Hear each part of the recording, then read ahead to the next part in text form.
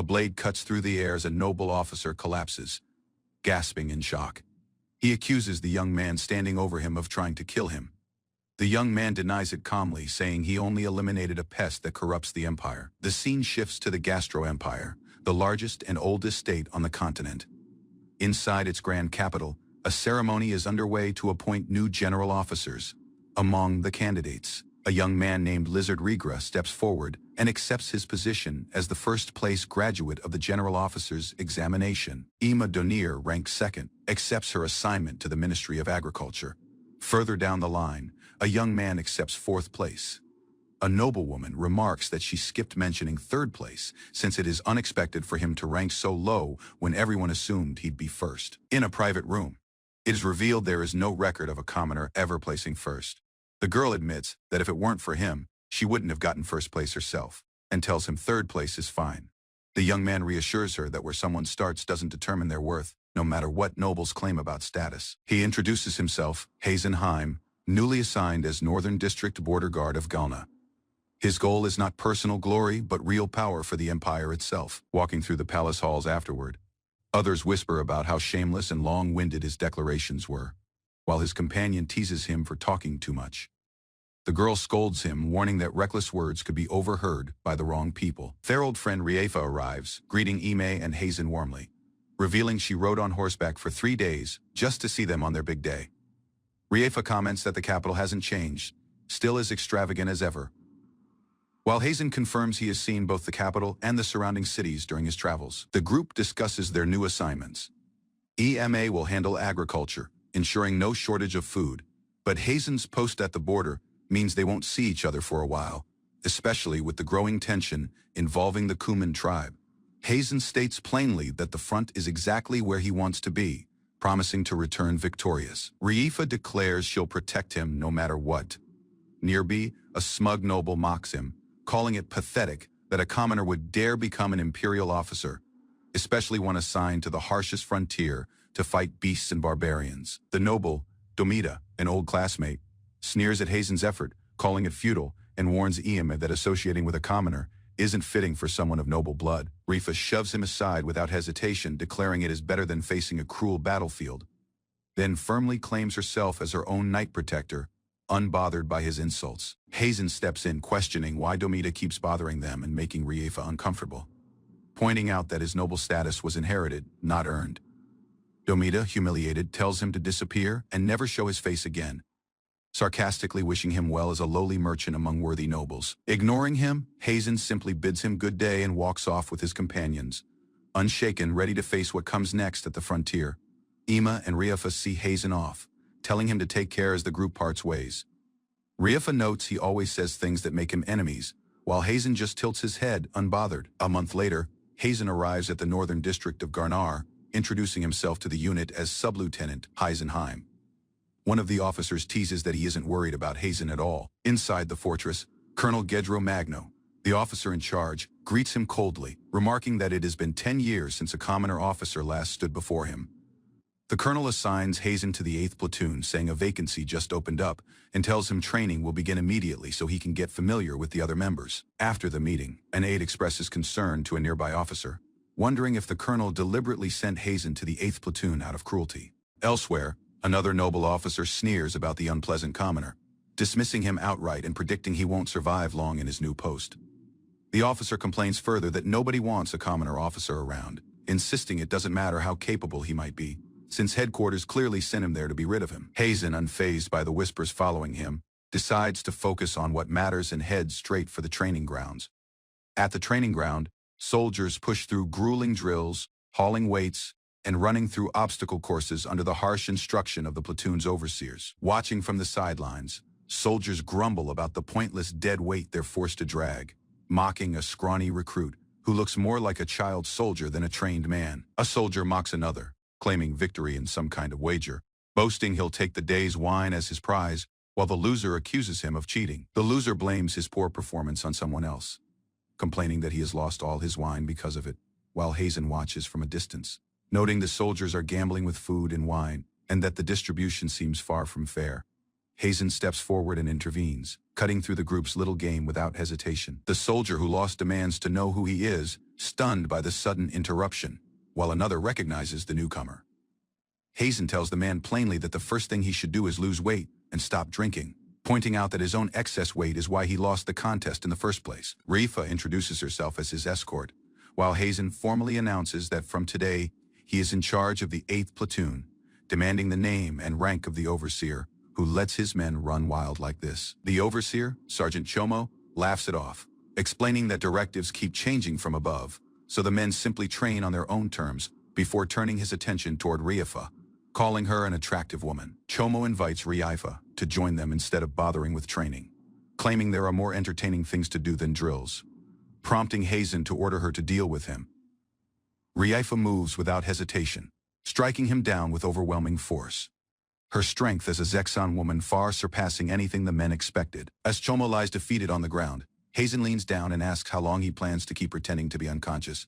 A soldier accuses Hazen of using his magic staff against his own subordinates, calling him a mad wizard, while another man is sent flying through the air, blood streaming from his nose. Hazen keeps striking without mercy, dismissing the man's cries as mere whining, sending him tumbling again and again, before ordering him out of his sight entirely. Later, a soldier named Sergeant Baz approaches Hazen, having memorized his name from the roster, and comments on his endurance and skill with a sword. Hazen thanks him and tells him he'll be in charge of instruction starting the next day. Hazen reminds the platoon that physical training is part of the job, but warns them to manage themselves properly, before announcing that from now on, each soldier will receive 2 servings of food and 3 glasses of wine. The men celebrate their small victory, exhausted but relieved, while one soldier groans in pain from the day's training. That night, a messenger named Sergeant Dickett arrives at Hazen's quarters, informing him that a welcome party has been arranged to celebrate his joining the platoon and asks him to attend. Hazen senses something is off, suspecting the invitation isn't as friendly as it seems, but agrees to go anyway despite his unease. Before he leaves, one of the soldiers offers to protect him if anything happens, but another man insists he leave his magic staff behind, dismissing it as unnecessary and dangerous. The soldier leading him to the party location smiles darkly, asking if Hazen feels unsafe without his weapon, needling him further as they walk through the dim corridors. Inside, tension is already brewing among the men waiting, with one shouting at another to be quiet, accusing him of getting arrogant after being praised for his swordsmanship. Hazen is welcomed loudly as the main guest, with drinks already being poured and the men urging him to join them. Sensing danger, Hazen eyes the food and wine, suspecting poison, while the host insists he prepared it himself and has nothing to hide. Hazen calmly deduces the trick, realizing the first cup is a decoy while the real poison waits in the second glass. The host taunts him, gloating that he'll suffer for 3 days and nights once he drinks it, calling him a fool for being so easily led along. Before drinking, Hazen insists it wouldn't be fair unless everyone drinks together, proposing a toast to include the entire table. The men hesitate, visibly nervous as they stall for excuses, while their leader silently panics, wondering if his plan has already been discovered. One man tries to keep his composure, laughing nervously and refusing to touch his own drink, confirming Hazen's suspicion beyond doubt. Hazen notes coldly that their plan was far too careless, their nervous behavior giving them away long before any poison could. Chaos erupts as one of the conspirators lunges with a blade, cursing Hazen as an arrogant rookie who thinks too highly of himself. But Hazen crushes the attack instantly. With a swift strike of wind magic, Hazen cuts the man down where he stands, leaving the rest of the room frozen in shock as they realize their target has already turned the tables. One of the men questions why Hazen left his magic staff behind if he needed it to use magic, and Hazen replies that showing all his cards isn't wise, adding that a wand isn't the only way to cast a spell. The surviving conspirators drop to the floor, begging for mercy, confessing that Sergeant Chomo was the one who poisoned the wine, and that they only went along with it because they were threatened. Hazen reminds them that Chomo had already been punished earlier for striking a superior officer with a bottle, then asks pointedly whether the wine in front of them is poisoned, warning that lying about it would count as treason. The men insist they were merely following Chomo's orders, admitting the poison was something they prepared themselves. When Hazen asks what is wrong, he offers to drink it too, feigning innocence, as the drink is forced on them instead. One man collapses, and Hazen remarks flatly that this is simply their just deserts. Hazen orders another man to drink quickly, ignoring his visible fear and hesitation. The man chokes down the wine under Hazen's watch, his body already trembling from what is to come. Moments later, he collapses, screaming in agony as the poison takes hold, his own trap turned against him. Hazen watches without sympathy as the man convulses on the floor, his cries echoing through the room. He then turns to the matter of Sergeant Bays, telling him plainly that he was simply in the wrong place at the wrong time. Since Chomo and Dickett had planned the assassination of a superior officer, a serious violation of military discipline. Hazen assures the terrified aide that he switched the poison bottle beforehand, so there is nothing to fear, then instructs him to dispose of the bodies and notify the families according to regulation. Revealing calmly that the wine was never poisoned to begin with, he wishes the man good night before leaving him alone in the dark. Walking away, Hazen mutters to himself, calling the plotters nothing more than brats, before his thoughts drift back, decades to a memory long buried. In that memory, he lies dying, mocked by a spectral figure asking if this is truly the end of the man once known as the most powerful wizard in history. A man who lived 2 centuries. He recalls losing someone important before he could save her, and how that loss drove him to gamble his very soul and all his magical knowledge. Since death is simply the law of nature, he remembers waking up in this young body 3 years ago, wondering whether it was a god or a demon smiling upon him this time. Before his mind returns to the present, standing over a corrupt empire ripe for change. A training instructor drills her recruits without mercy, shouting that anyone she catches will run 2 extra laps. The soldiers scatter and sprint along the wall, desperate to stay ahead of her. Hazen sits reflecting that a week has already passed since his transfer. His superior notes he never missed a single day of duty, even under Chomo's command, and calls it impressive. General Gedro remarks that Hazen is still alive, adding that it genuinely surprises him.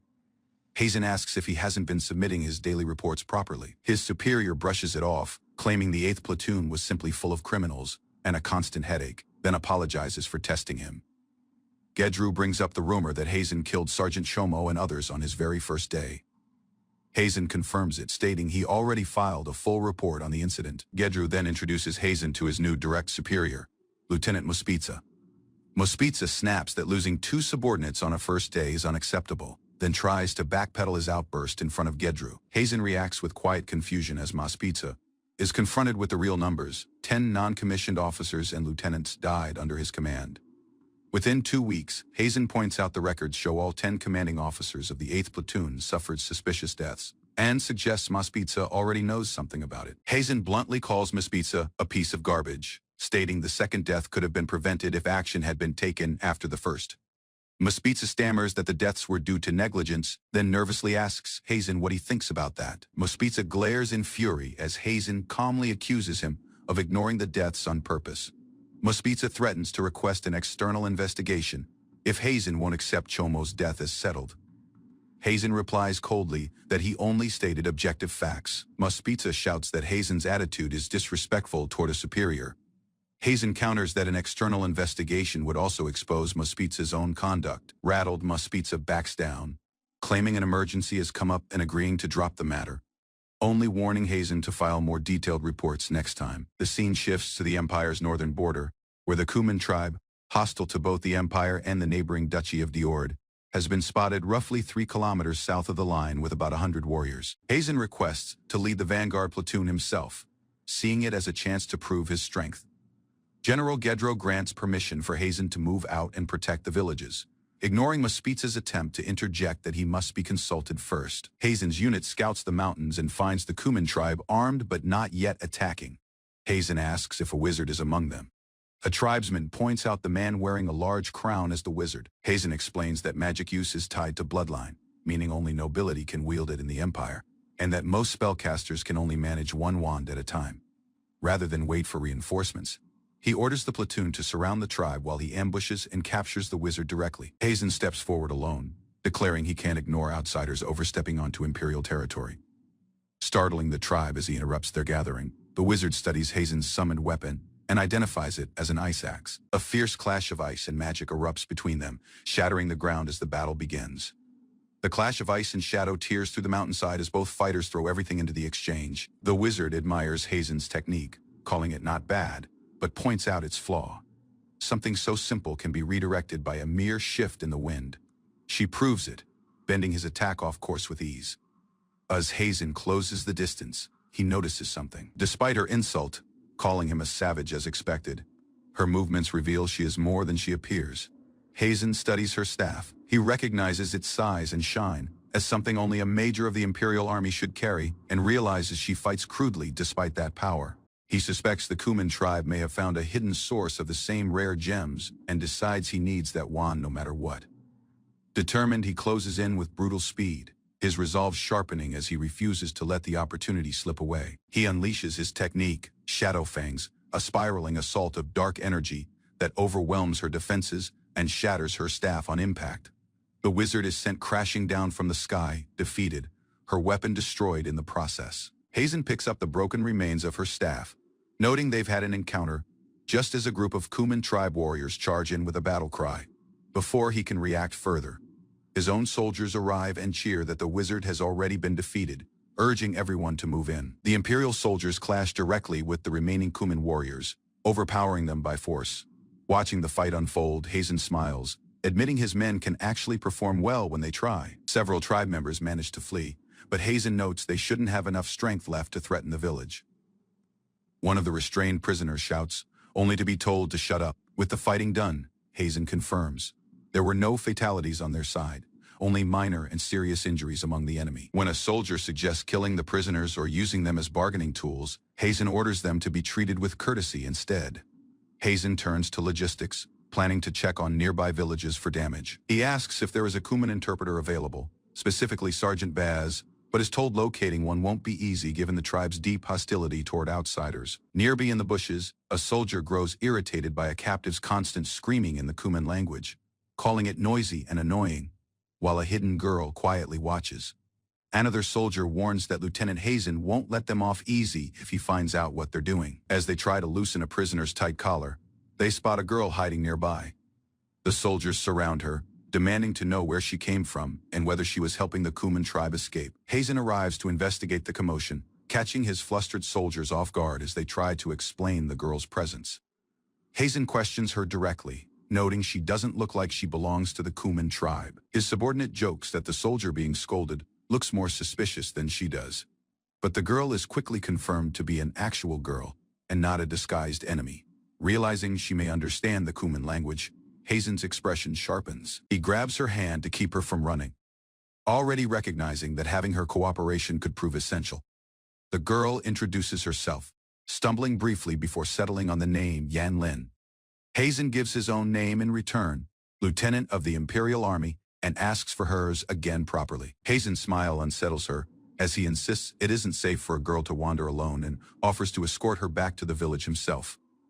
As they ride together, he asks how she came to understand the Kuman language, noting that the tribe's jewels fetch a high price in trade. Yan Lin explains she simply distributes market profits from trading with the Kuman tribe, brushing off the danger by saying they never harm children, calling it an absolute taboo among them. Hazen studies her closely, remarking she looks about 6, only for her to proudly correct him that she is already 13, joking that her growth may have simply stalled. He notices something else, the sheer amount of magical power radiating from her, far beyond what her small frame would suggest. Her eyes catch his attention, familiar somehow, stirring a memory he can't quite place. She asks if he is all right after his sudden pause, and he apologizes, deflecting by claiming it is nothing. Hazen presses further, asking if she can use magic, since the enormous power inside her seems to be interfering with her body's growth. She worries aloud that she might be seriously ill. Yanlin reveals she was abandoned at an orphanage and has no memory of her parents, laughing off the idea that she could use magic since only nobility and royalty are supposed to have that ability. They arrive at Dynastrid village, where a soldier reports no significant damage, though Yanlin notices something troubling in the crowd. Villagers murmur in confusion as Imperial soldiers escort and captured members of the Kuman tribe, questioning why so many troops have gathered in their village. Grief boils over as villagers recall losing family to the tribe's raids, one recounting the deaths of both his father and brother, as others shout for the captives to die. Hazen intervenes sharply, warning that harming prisoners is forbidden and will be punished under military code, prompting confusion from the villagers over why he is stopping them.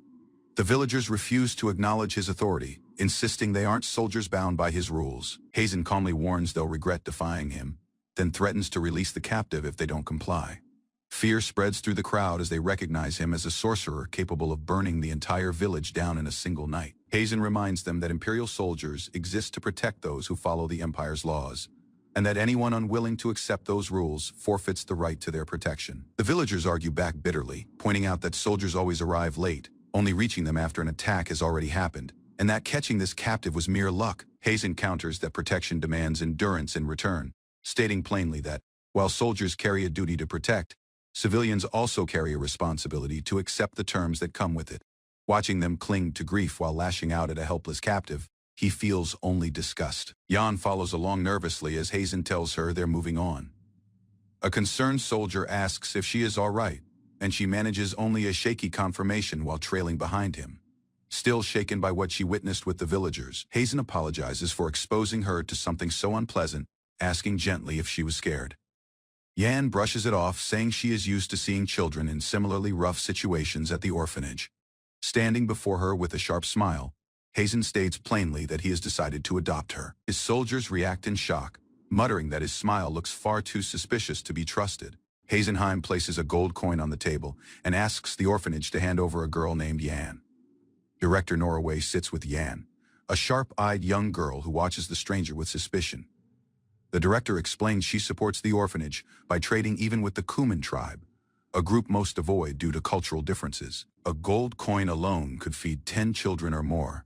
Hazen tells her he values her negotiating skill, since trading across cultures is no small feat. The director admits managing the orphanage has been difficult and says she wants to help however she can. Yanin interrupts, demanding 2 small silver coins a month instead of 1, insisting she is worth more. Hazen agrees instantly, calling it a deal. He asks if that is truly all she needs to bring. Jan gathers her few belongings and joins him outside the gates. Riding together, Hazen explains she'll now live in his room, since few possessions make travel simpler. Jan says everything in the orphanage was already shared, so she owns almost nothing. Back in his quarters, he points out an officer's room will be far cleaner than the orphanage. Jan reacts with shock, realizing she is expected to live with him and objects loudly. She asks if her feelings matter at all. Hazen replies flatly that the decision is final, and her opinion changes nothing. As they travel, he tells her gaining influence in the empire requires money, and she'll need to help raise funds. Jan, unimpressed, mutters that it is bold of a soldier to lecture her on business. Jan playfully asks if she should call him Big Brother. Hazen considers it. More amused than annoyed, she teases him further until his expression darkens. He apologizes, explaining she reminds him of his own troublesome younger sister. Jan is horrified to learn she must now call him Sensei, insisting she knows nothing about magic. He tells her that starting now, he'll be teaching her. He explains her slow growth stems from carrying a large reserve of magical power, one that could spiral out of control and harm everyone nearby if left untrained. Jan admits she doesn't fully trust him yet. Hazen asks simply if she can't. He tells her that training will sharpen her abilities and that her potential intrigues him. Riding higher into the hills, Yan marvels at how small her village looks from here, admitting she has never traveled this far before.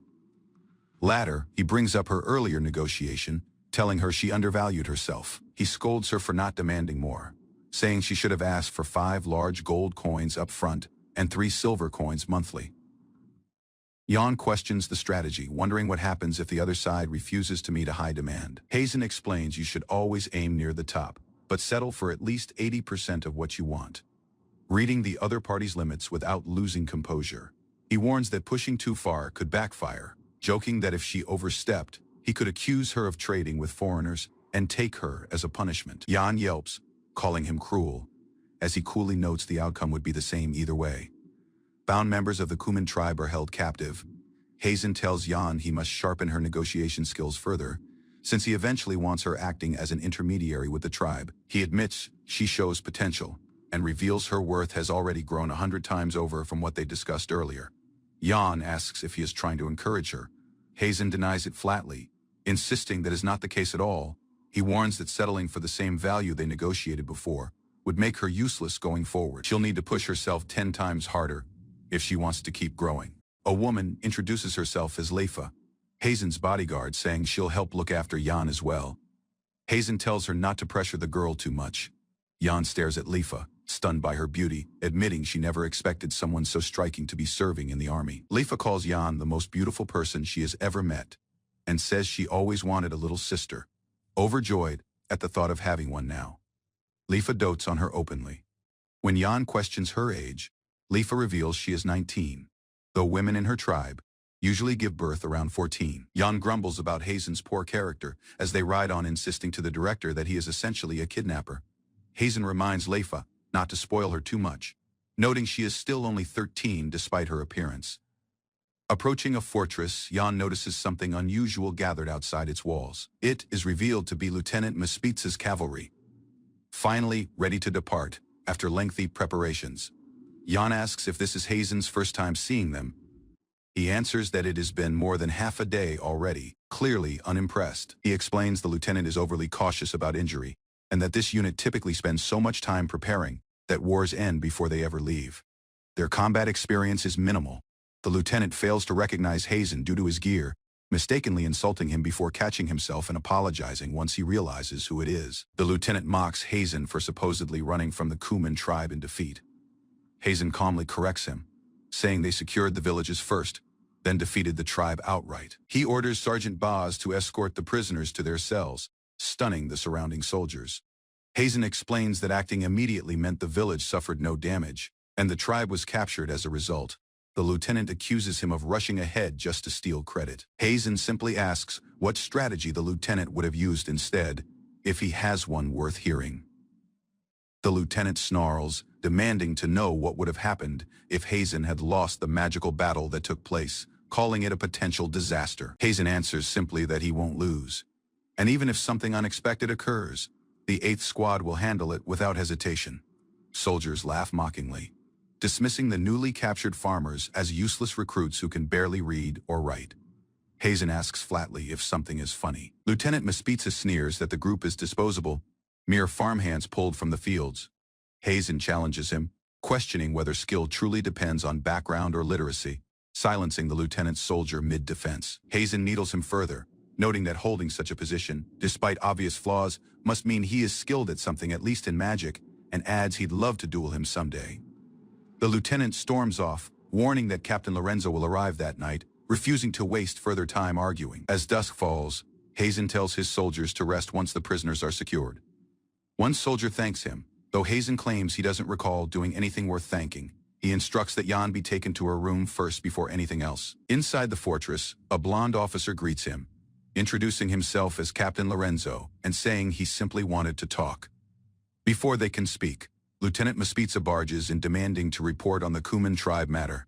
Visibly startled to find the captain already present, Lorenzo interrupts, saying the issue requires his personal judgment and instructions, silencing Mespitsa's protests about disobeying orders. Moments later, Mespitsa is dismissed abruptly, confused that the conversation never even began before, being ordered to leave immediately. Lorenzo clarifies he only told the lieutenant not to be disrespectful, then grants Hazen permission to deliver his report. Hazen proposes exchanging captured prisoners to establish a ceasefire with the Kuman tribe. Lorenzo listens with interest, asking whether Hazen means to insert himself into the colonel's larger strategy. Hazen explains that although the tribe's mountain territory holds little value, the Empire's expansion policy forces continued conflict. Based on their positioning, he has deduced the location of the tribe's main base. A regional map reveals the standoff, the Duchy of Diord and the Gastro Empire both pressing against Kuman territory. The whole northern Garna region locked in stagnation under the Empire's continental unification policy. Hazen suggests a ceasefire with the Kuman tribe to focus resources elsewhere. Lorenzo questions how negotiation is even possible without a shared language. Hazen reveals he has hired a 6-year-old girl fluent in the Kuman language to serve as interpreter and handle the negotiations himself. Lorenzo is stunned that such a small child would be involved in dealings with the enemy. Lorenzo warns that failure could cost both their lives. Hazen admits calmly that he would likely die, but notes the Kuman tribe holds a rule exiling anyone who harms a child, meaning the girl herself would survive. He clarifies he is not suicidal and has no intention of throwing his life away without a real chance of success. Though he admits framing it so casually creates a good impression, Lorenzo agrees to bring the proposal to his superiors. He laughs, remarking that soldiers like Hazen's men can prove useful, unlike those who waste half a day just putting on their armor. Lorenzo assures Hazen he'll take the credit himself, promising not to mention his name, calling it his own decision to make. A soldier remarks bitterly on how a mere second lieutenant's plan being followed at all reflects poorly on the miserable, incompetent officers even on the front lines. Lorenzo praises the proposal as a considerable achievement, one that could earn a great special merit if the ceasefire with the Kuman tribe succeeds. The soldier overhearing this collapses in shock at the mention of such a high honor. Word spreads that Hazen might receive the merit himself. Maspitza erupts, demanding to know who approves such a reckless proposal, insisting recognition should go to Captain Lorenzo instead, not remain the personal merit of a lowly second lieutenant. He rages further, recalling that even Mishiru, now one of the Empire's strongest commanders and one of the 4 counts, was still only a lieutenant when he last received the great special merit, and that debate alone had questioned whether a captain deserved it more. Maspitza insists someone who has barely held the rank of second lieutenant for a month has no claim to such an honor, especially compared to those who've dedicated their lives to the Empire. Hazen calmly states he only cares about the ceasefire succeeding, unbothered by the outburst. Alone with him afterward, Lorenzo remarks he rarely gets the chance to speak with younger officers at his level and asks if they can talk for a while. He brings up the historical strategist Jill Sasuzara, a hero from the Empire's early days, admitting he is no expert but knows the man once classified soldiers into 4 distinct types. The first type combines skill and an iron will, making them ideal frontline commanders. Those with skill but no will are better suited as rear strategists. Those with neither will nor skill should be pushed to the front lines and forced to fight regardless. Lorenzo chuckles at the bluntness of the classification before continuing to the final type, those with will but no skill. For that last category, Sasuzara's guidance was simple and brutal. Kill them immediately. Lorenzo thanks him for his effort and dismisses him. As Hazen leaves, Lorenzo quietly admits he has already heard of him before. Walking alone down the corridor, Hazen reflects that Second Lieutenant Hazen has become known as a genuinely terrifying man. Behind bars, 2 captives sit marked with old scars, watching quietly. In a bright room filled with fruit patterns, a young girl named Yan holds up food items, cheerfully naming them one by one, starting with a green apple. Yan snaps at Moko, one of the caged men, demanding he take her language lessons seriously instead of joking around. Moko apologizes half-heartedly. Later, Yan teases him about coming to her village to marry her, but he firmly refuses, telling her to stop joking. Nearby, Hazen watches the exchange from a distance. Silent, Hazen reviews Yan's progress with a subordinate holding notes. He points out that her youthful appearance makes it easy for her to earn people's trust quickly, and observes that she is advancing well in her training. The subordinate adds that Yan is not just learning to hold conversations. She is also picking up manners and customs, which will help her blend in further. Yan herself beams with pride at the praise. Elsewhere, Sergeant Buzz reacts with shock as Hazen calmly deduces the outcome of an upcoming negotiation from limited information. Buzz insists there is no need for flattery, telling his fellow soldier to learn instead. Hazen only notes that this gives him plenty to work with. Yan hesitates when asked how she seems to see through everything. She admits she promised not to talk about it. Hazen suspects it involves a merchant who helped her make contact with the Kuman tribe, and assures her he has no intention of arresting the man. Hazen visits the merchant directly, stating plainly that he only wants to discuss business. Yan stands close by, watching the tense meeting. The merchant, disheveled and grinning, remarks that he arrived trembling in fear after being summoned by the army, surprised to find such a young officer standing before him. Hazen presses him on how he taught Yan the Kuman tribe's language. The merchant deflects, mocking the idea that soldiers would take a child's words seriously, and asking what exactly Hazen means by the question. The merchant worries that speaking under oath could still get him punished if his story isn't accepted as truth. Hazen slides over a document guaranteeing amnesty for anything he says, along with a reward for his cooperation. The merchant is visibly impressed by how well prepared the offer is. Hazen coldly reminds him that it is the army, not the merchant, who will decide what counts as true or false. Accepting the terms, the merchant agrees to talk in exchange for compensation, admitting he is a merchant through and through. He jokes that Hazen's sharp gaze unsettles him. He reveals he learned the Kuman language through a relationship with a woman from the tribe, brushing it off as nothing important. He explains he found Yan in an orphanage, recognizing her as a promising child, then taught her the Kuman tribe's customs, amulets, and crafts. Noting that the tribe treats children with kindness rather than harm, Hazen grips the merchant firmly, asking what his real motive was behind helping arrange all this. The merchant admits he intends to begin trading with the Kuman tribe quickly once a ceasefire agreement is signed. Hazen reveals the army is currently holding a Kuman sorcerer prisoner, suggesting a real opportunity for negotiation. The merchant reacts with disbelief, questioning how a ceasefire is even possible given the blood already shed. Hazen tells Jan that once they are accepted inside the Kumin circle, it will be their true opportunity to act. The merchant grows suspicious, noting that Hazen contacting him, despite the risk, suggests something beyond normal trade, insisting any post-ceasefire trade should be left to army merchants instead. Smirking, the merchant asks the one word hanging over the entire exchange.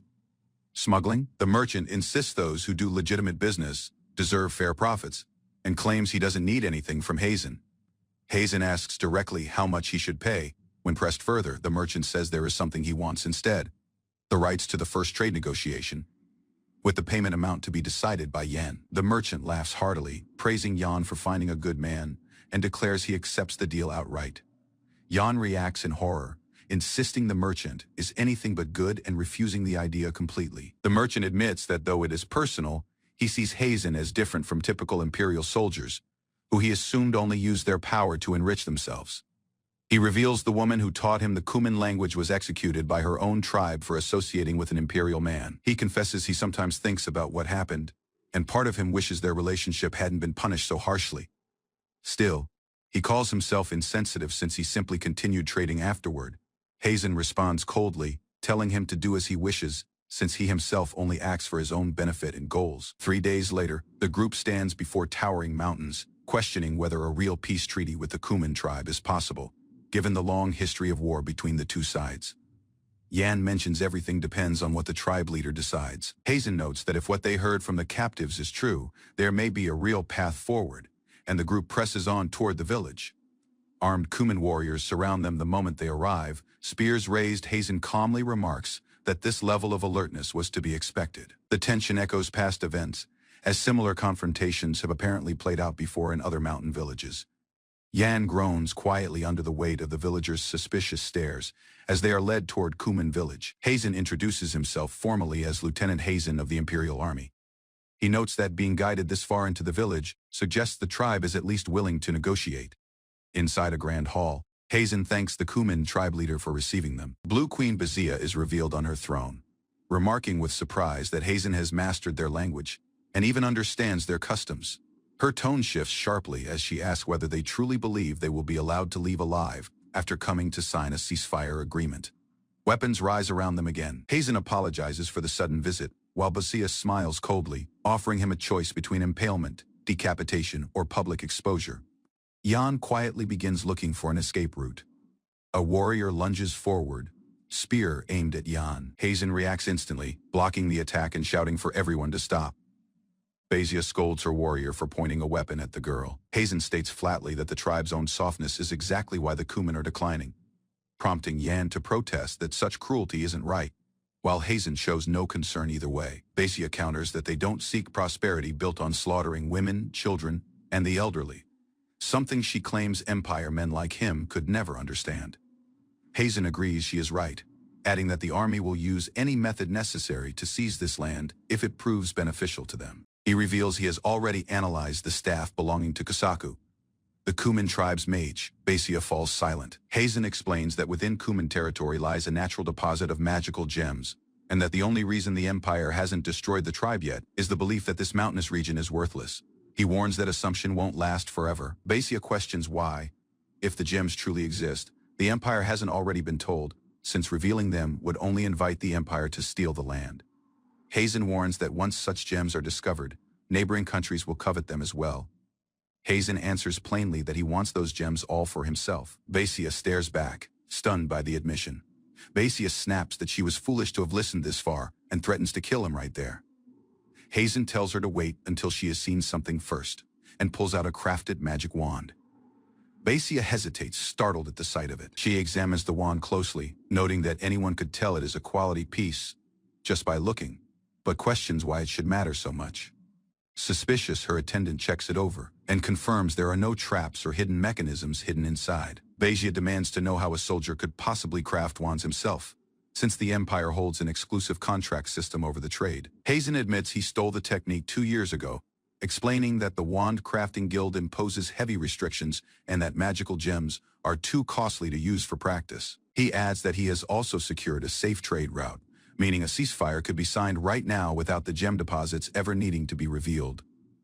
What he wants in return is the magic gems themselves, since the Kuman tribe is really after magic wands, or more precisely, military strength. Bezier understands at once. Since the tribe can't sell wands directly to the Empire, the arrangement becomes a simple exchange. Wands from Hazen for gems from the Kuman tribe. She asks pointedly whether this counts as betrayal of his own country, given that he is an imperial soldier proposing something so mutually beneficial yet clearly against his side's interest. Hazen replies that though he is a soldier for now, he holds no intention of serving the Empire and has his own goals to pursue. Basia looks at him with new interest, calling him an intriguing man. She reflects that the tribe can no longer remain a backward power while the Empire and rival duchies grow stronger by the day, agreeing that without greater strength, the Kuman will only continue to be exploited, unable to defend themselves. Hazen asks directly whether this means she accepts the deal. Basia only laughs softly, telling him not to rush the decision. She declares that the weak cannot be trusted and states firmly that her people are a clan of warriors. She calls forward Orbibs to answer in her place. Bezier reveals Oribes is the second strongest warrior of the Kuman tribe and asks Hazen if he understands what he must do to earn her trust. A duel is declared. Onlookers murmur nervously, noting that Oribes has already repelled imperial and ducal soldiers many times before. Basia announces the rule plainly: the last one standing wins, then gives the signal to begin. Oribes warns Hazen to be careful, summoning an ice dragon construct fierce enough to rival the power of an imperial colonel, adding that his earlier words weren't entirely unconvincing. The crowd cheers Oribes on, urging him to crush the outsider without mercy, as Basia's name is invoked to spur him forward. The dragon shatters into shards under the force of the clash. Hazen remains standing, expression unreadable, remarking quietly that he cannot win against that technique known as shadow fangs. The tribal warrior stares in shock at the dark-haired man before him, demanding to know what he just used. The man only smirks, admitting that shadow fangs alone would never have been enough to win this fight. He explains the difference between magic systems across the continents. In the eastern lands, wands allow one spell each, but activation is instant. In the west, chants and seals are needed, slower to cast, but capable of producing a wider variety of spells. Because of this divide, he is likely the only person alive who understands both systems. Given the choice, he chose the wand without hesitation. The tribal fighter lashes out again, furious that his opponent had to build his strength from nothing while still keeping pace with him. He boasts that no number of low-tier wands will change the outcome, unleashing another crushing attack meant to end things immediately. The attack slams down, but a solid barrier rises to meet it. Earth's shield holds firm against the assault. Stunned, the warrior asks if his ice dragon's breath was truly just blocked without effort. The man confirms it, explaining that even a lower-tier Earth shield can withstand such force, though extending its range would come at the cost of raw power. His opponent, realizing he is holding two wands and using both at once, calls him a monster. He replies calmly that if this really is unprecedented, he has every right to boast. Though he mentions hearing that a warrior named Mishiru from the Four Counts might be capable of the same feat. He surges forward instantly, the Wangurin blazing to life as he closes the distance in a streak of light. The strike connects with devastating force. The ice dragon shatters into pieces, leaving the warrior in disbelief that the creature he summoned has actually been destroyed. The Gurin wand, known as the Crimson Lotus, is revealed to specialize in a single strike per Dalton Y, trading flexibility for enormous power in that one blow. He lifts another wand, calmly saying, "And then." While his opponent tenses, bracing for whatever comes next, the warrior forces a laugh, calling it a bluff, insisting there is no time left for wand tricks. He warns that as long as his magic power holds, the ice dragon will keep reviving, no matter how many times it falls. Before he can finish, something crashes into the fight from outside, breaking the one-on-one rules of the duel. Both fighters freeze, demanding to know who dared interfere. Calmly, the man reveals another feature of his wand, one that channels magic power remotely, allowing control from a distance. The warrior curses under his breath, realizing too late what has happened. His opponent tells him plainly that he is too simple. Looking utterly composed, the man asks if he is finally satisfied with the outcome. Onlookers murmur that the match seems to be settled. Curious, they press him with questions, wanting to know exactly how many wands he carries and how he manages to draw and store them so easily. He raises his hand, showing off a ring, the magic wand Gento, which he uses to make his wands invisible, swapping them seamlessly with another wand called Nendo whenever needed. the tribal leader questions whether what he just did counts as just a little trick, calling it nothing short of monstrous. He insists it is nothing more than a small trick despite her disbelief. He adds that he can produce wands just as varied as the ones he has shown so far, admitting he only exposed his methods to prove his point. She remains unconvinced, saying it still isn't enough to satisfy her. He tells her he'd rather she understand him than see him as an enemy. She admits that having him as an ally would be terrifying in its own right, though she appreciates his honesty. Before the gathered crowd, she announces the ceasefire agreement with the Empire, raising his hand alongside hers as the people erupt in reaction. Watching the celebration unfold, he admits he expected resistance to her decision, but her word as leader carries absolute weight among her people. Still, he wonders aloud whether many among them still hold on to old grudges against the Empire. She agrees it is only natural, since both sides have lost much and both have taken much in return. She recalls that the previous clan leader wanted them to fight to the last and perish, but she never saw things that way. Brushing formality aside, she calls for Sake to welcome their guest properly, ordering her people to bring it out at once. When he admits he doesn't drink because alcohol dulls the mind, one of her people jokingly asks if refusing to drink means breaking the agreement. Another cheerfully declares she'll take the alcohol and meat for herself instead, shouting eagerly as the feast begins around them. He deflects the pressure to drink by suggesting they liven up the party with a performance instead, insisting alcohol isn't meant for children anyway, though he is quickly told he hasn't contributed anything useful to the celebration yet. When asked if the young girl beside him is his daughter, he clarifies that he adopted her purely for her talent, prompting laughter from those nearby who find her reaction amusing. He asks the leader to later introduce the girl to a merchant so she can act as a mediator, hoping she'll gain real experience in trade, and requests that she be treated strictly rather than gently. The leader remarks that anyone brought by him must be far from ordinary, though the girl whispers nervously that her gaze feels frightening, only to be teased that she is simply being used as a small, exploitable child. Amid the laughter, it is casually revealed that the girl's fearful act is itself a bluff, and that she is actually 13 years old, drawing an annoyed accusation that he has a terrible personality. The leader reflects that walking a good path together is worth celebrating, admitting she hasn't laughed this much in a long time and calling the day a truly good one. Two large barrels clash together in a toast, sealing the moment of celebration between them. The feast continues loudly, with drinks poured freely and food piled high as the mood grows warmer and livelier.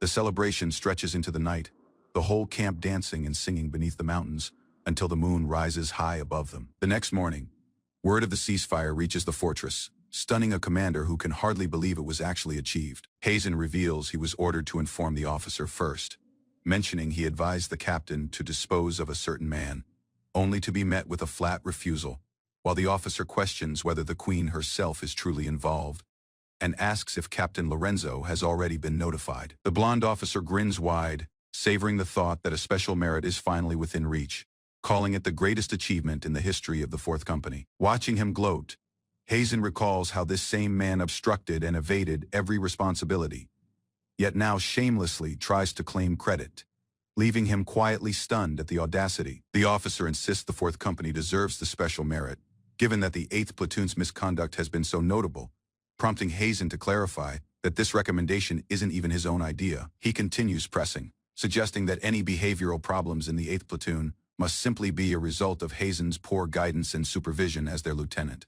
Hazen calmly states he won't take responsibility for the 8th Platoon, but points out that wanting the merit without taking responsibility makes no sense either. Frustrated, the officer accuses him of talking back and insists he think more flexibly, arguing that if the 4th Company receives the merit, it will still somehow benefit the platoon. Hazen answers flatly that everyone outside the 8th Platoon has made no real effort at all, cutting straight through the officer's excuses. Enraged at being spoken to so bluntly, the officer declares this insolence demands disciplinary action, raising his hand as tension boils over between them. He explodes into a furious tantrum, screaming and flailing as his composure completely collapses. As he storms off, Hazen calmly remarks that as an Imperial soldier looking out for the Empire's future, he simply eliminated a harmful insect, ignoring the officer's outraged accusation that he just tried to kill him. Hazen asks permission to leave, mentioning Captain Lorenzo is waiting for him, and though the officer grumbles that he doesn't recommend it, he reluctantly allows him to go. The officer accuses him of planning to report the matter on his own, clearly suspicious of what Hazen intends to say to the captain. Distrustful, he demands Hazen recite exactly what he plans to report, ordering him to say that the fourth company deserves the special merit. Hazen deadpans that he doesn't believe it himself, but repeats that the captain apparently thinks the fourth company should receive the merit. Just as he'd said before, the officer erupts in delighted cheering at hearing it repeated back to him. Moments later, he catches himself panicking and accusing Hazen of twisting his own instructions on purpose, confused about how the conversation spiraled into this outcome. Refusing to let him leave, the officer insists on rehearsing the report over and over until Hazen delivers it exactly the way he wants. Just as tempers flare again, someone questions who would dare show up at a time like this, with the officer growling that he has no problem keeping such a person waiting indefinitely. The new arrival turns out to be Captain Lorenzo himself, and the officer's face strains of color instantly, mortified that he'd been mocking the very man who just walked in. Captain Lorenzo announces he has known everything since the beginning, explaining that he came the moment he heard of Hazen's return, and because the officer had claimed strict orders to report to Lieutenant Mispizza first, Lorenzo simply waited outside and listened. The officer panics, shouting Hazen's name in disbelief, as the truth catches up to him. Hazen admits he had indeed planned for this outcome, intending only to let the captain overhear every misstep, so it would reach the higher-ups. Though he confesses he didn't expect it to spiral quite this far, Lorenzo declares he will request the officer's demotion alongside Hazen's promotion, prompting the other lieutenants to pile on, telling the officer he was premature to be trusted with his position and should be ashamed for blaming the wrong person. Shaken, the officer asks if Lorenzo is truly certain about this, only to be met with a chilling smile as Lorenzo vows he will completely crush the insects corrupting the empire. The officer begs desperately for anything but that, flailing in panic as the weight of his situation sinks in. Lorenzo instructs that until the change is officially announced, it should be treated as though Hazen holds the equivalent authority of a lieutenant, calling it only temporary for now. He then makes one further request, that the demoted ex-lieutenant be assigned directly to the fourth company, noting to Hazen that as a kind and gentle person, he probably won't enjoy tormenting someone weaker than him. Lorenzo continues coldly, remarking that the ex-lieutenant has a habit of abusing the unit, his NCOs, and if placed under his own command, he can ensure swift punishment personally. Hazen agrees calmly, saying he intends only to crush the man's rotten spirit completely, while Lorenzo reminds him to make sure it doesn't spiral into revenge or excessive punishment. Receiving a quiet nod in return, the disgraced officer collapses to the floor in tears, utterly broken, as Hazen looks down at him without a trace of sympathy. Lorenzo notes that after just a month in this new assignment, Hazen will be immediately promoted to first lieutenant, impressed by how quickly things unfolded. Hazen replies that promotion alone isn't enough, insisting they should move quickly toward the next step. Lorenzo swallows hard, visibly nervous, asking exactly what that next step might be. Later, Hazen returns home, greeted warmly as he steps through the door. Inside, he finds the mercenary woman lounging with the young girl Yan asleep against her, and she teases him for taking longer than expected on his errand. She notes gently that Yan's small body needed the rest, after they walked through such steep mountains the day before, letting her sleep undisturbed. Hazen agrees it is good to rest while there is still time, quietly reflecting that what comes next will be a war against the Duchy of Diordo. A veteran-ranking officer proclaims this start of war against the Duchy of Diordo. As anxiety spreads in, one of the women states anxiety over the sudden conflict, while a girl named Yan is gently awakened.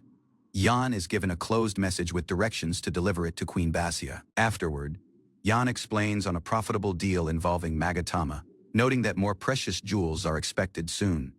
The officer applauds the shrewd method of placing jewels inside Magatama. Yan cautiously raises up the battle she caught, her expression filled with concern as unease settles in. One of the women explains that the notion was simply a possibility. The tactician points to the map, highlighting the necessity of attacking before the ceasefire becomes public knowledge. He explains that the rival confronts the same obstacles, and an early move remains viable. A veteran officer recognizes his talent, but informs him of a dangerous figure defending the enemy fortress. General Gazar, a fearsome fighter bearing lightning magic, is identified as a major threat stationed at the duchy's fortress. The officer recognizes the scarcity of lightning mages and notes the reputation of other mighty figures like Marquis Mishiru. They are awaited to obtain support troops from Mishiru before months. Noticing opposition, the tactician retreats, recognizing further persuasion would be futile for now. Still, he maintains that attacking with even a minor force is exactly why action must be taken. The officer recalls on the startling turn in the long stalemate, recognizing the impact their efforts have made. A subtle smile forms on his face as he considers the outcome, questioning whether to release someone as expected. Practice begins at the 8th ground, Though the trainees remain far from fit for real battle, one recruit fails to even mount a horse, to the strategist's growing frustration. Even with his ineptitude, the man's highborn origin shields him from dismissal. Frustrated by the man's ineptitude, the officer weighs disposing of him, judging his presence a burden on the unit. With a rapid attack, he spills a wound, shocking everyone with the sudden burst of violence. Even with being of humble origin, he insists the importance of military rank over nobility in a strict tone. The injured highborn promises retaliation, vowing that his family will demand harsh punishment. An author officer quietly undermines his claims, showing his social failures and lack of real status. Trembling highborn asks for explanation for the heavy claims made against him. Elsewhere, the officer quietly describes his thinking, highlighting his duty to consider the well-being of subordinates unable to return home. Overcome, the highborn voices astonishment that someone like him would be held accountable by a lower-born officer. Even with lacking direct support, the officer insists that the noble's reliance on connections and flattery is obvious, considering how the rest could take honor in calling him clan. Quiet settles as the humiliated highborn kneels, his humiliation witnessed by others in the shadows. He stares in complete shock at the suggestion of being reduced to a slave. The officer informs him of the losses he created, pointing out how swiftly he plays the victim when powerless. Producing recorded commands from the condemned Sergeant Chomo, he exposes the noble's detailed involvement, with a breath. He questions the noble's foolishness, adding how the others had simply kept quiet about his crimes. Met with visible disgrace, the humiliated noble begs for mercy, claiming remorse as onlookers watch silently. Hazen, unmoved, gives over a volume to Sergeant Buzz and moves away, directing the sergeant to use the diary for punishment. Hazen quietly says he'll return to his room. Hazen says that if the man reaches dying, he should be carried back for healing repeatedly if needed elsewhere. The rest fear about Hazen's mindset of mind, sensing that things may spiral beyond control. Hazen assures he has concerns like the rest, startling the two girls with his rare expression of emotion. From the glass, they watch the practice field, while pondering the practical uses of a magically bound slave. Rifa recalls on how her life was also guided by the rest, drawing parallels to current events with quiet resignation. Even with her history, Rifa is still gentle-hearted, showing a gentleness rare in their harsh environment. She desperately needs someone who truly understands the woman's yan, silently interprets Rifa's demeanor. While Hazen recalls on being someone like the woman's, Rifa protests being called one rookie, asserting that they're from this same generation. Hazen admits he often forgets to exclude this age he carries from a previous life, realizing the vast talent gap. He jokes about having experience akin to one century-old veteran, amused by this thought. This group breaks into laughter and chatter, while Hazen teases them about working for another 2,000 years. Argade Citadel of this Duchy of Diordo stands guarded by elite armored soldiers and one magic barrier, rendering it nearly impenetrable. Gizar's demotion is hinted at, tied to an impulsive attack versus one government minister seated in contemplation. General Gizar recalls on the man's fall from grace. He justifies the man's outburst, blaming this minister's greed and ineptitude for provoking him. Bored by peace, Gizar wishes for an imperial attack to relieve this monotony. An attendant rushes in, causing one stir. Gizar assumes it might be news of combat, but it's something else. He's informed that someone wishes to speak with him privately, which immediately grabs the man's attention. One wicked smile forms as Gizar senses potential entertainment in this encounter. Eager for one distraction, he leaps at this chance. Curious whether it's a betrayal or a trap, this mysterious visitor reveals himself as an officer from the Empire. A shadowy person demands the assassination of both Captain Lorenzo and Hazenheim without any delay. Receiving this paper, agrees to forward it to the Intelligence Department for verification. Confronting a captured traitor, Gizar asks to know why an Imperial officer would betray the Empire. In a surge of feeling, this prisoner rants about Hazenheim, a newly appointed second lieutenant. The man arguments Hazen initiated a ceasefire and sparked the campaign versus Argade Citadel. Landbrew is stunned that one junior-ranking officer could achieve so much, while Gizar weighs the implications of the document. Another voice questions the traitor's motives. Motivated by revenge, the man asks for the losses of Hazen and Captain Lorenzo, revealing deeper plans. With firm assurance, Gizar agrees to the deal, promising to handle the assassination himself. The man's ally erupts with laughter, convinced Hazenheim's downfall is now certain. One relaxed posture and confident voice set this tone as the situation is explained to those assembled. Requesting 50,000 support troops from Ganadararu is proposed without any delay, despite the heavy implications. Excitement builds as a bold plan emerges: capture this citadel before 10 days. Concerns over this Kuman tribe surface, but one minimal force is deemed sufficient to hold them off. Combat spirit surges, armor clanks, as fists tighten with strong resolve. Cheers erupt as relief spreads. Hazen's plan has backfired. Thanks to one timely whistleblower, mocking laughter follows as promises made to traitors are dismissed without any delay. Alarms rise at northern Garna Citadel. Rival forces have already approached nearby villages.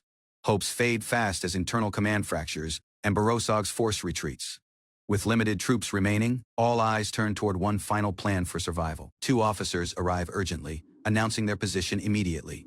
In one dim council chamber, veteran, ranking officials sit in judgment, waiting for an explanation. Suspicion rises as questions target this timing and thinking behind the group's appearance. News of Barosog's retreat shifts this mood, offering one political opportunity for accusation.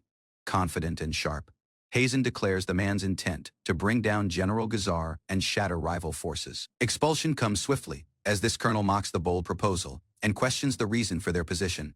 Doubt clashes with firm assurance. Strength, not words, earn the Kuman tribe's respect and peace.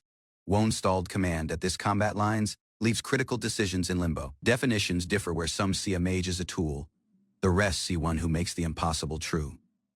Only two paths remain: trust and fight, or flee and be remembered as one coward. Victory is this only currency that defines one soldier's worth in combat. One gloved hand reaches forward, offering a still but firm promise. With unwavering eyes, Hazen leans in, swearing to fulfill what the rest cannot. Mockery from veteran officers erupts, dismissing bold strategy as naïve ambition. Even with criticism, Hazen assures them if given command, he will present an unimaginable victory. With conviction, Lorenzo steps forward, offering the man's authority to Hazen without any delay. Not any more restrained. Hazen's position is likened to a storm crashing into the heart of the fortress. Before days, his actions reveal cracks in leadership, showing mistakes old and new. Disgrace after disgrace has left morale fractured and dignity eroded. Even surrendering one command seat feels minor compared to becoming what they've all come to despise. No tolerance is still failure means death, declared without any delay. By comparison, success earns exile, a still reward cloaked in forced departure. One formal order is given: transfer full authority to Hazen for this coming combat. With a steady voice, Lorenzo affirms this decision and passes on his grade. No honor is still only a deep bow and a single plea to protect the citadel. With full authority granted, Hazen accepts this weight. Lorenzo bows, entrusting him with the fortress's fate.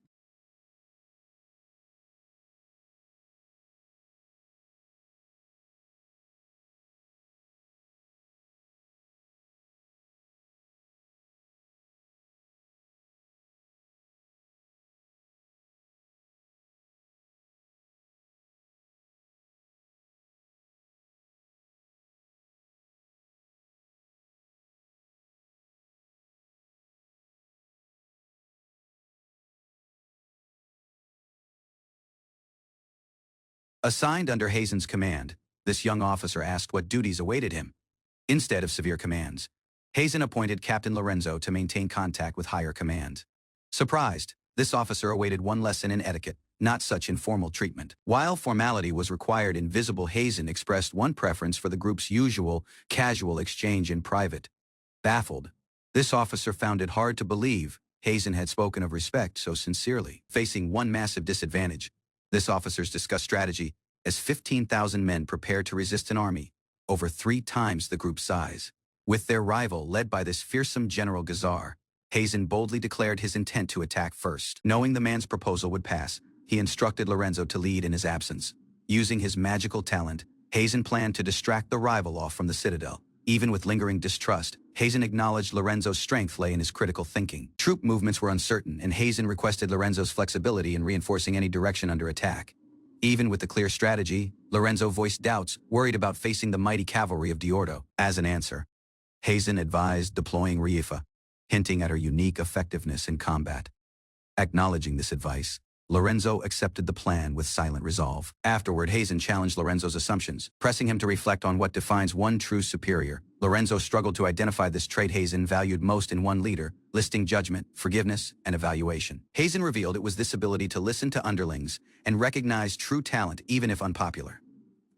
With humility, Hazen admitted the man's own flaws and requested Lorenzo's strength in rejoin. Though made by surprise, Lorenzo acknowledged Hazen's gift for winning people over.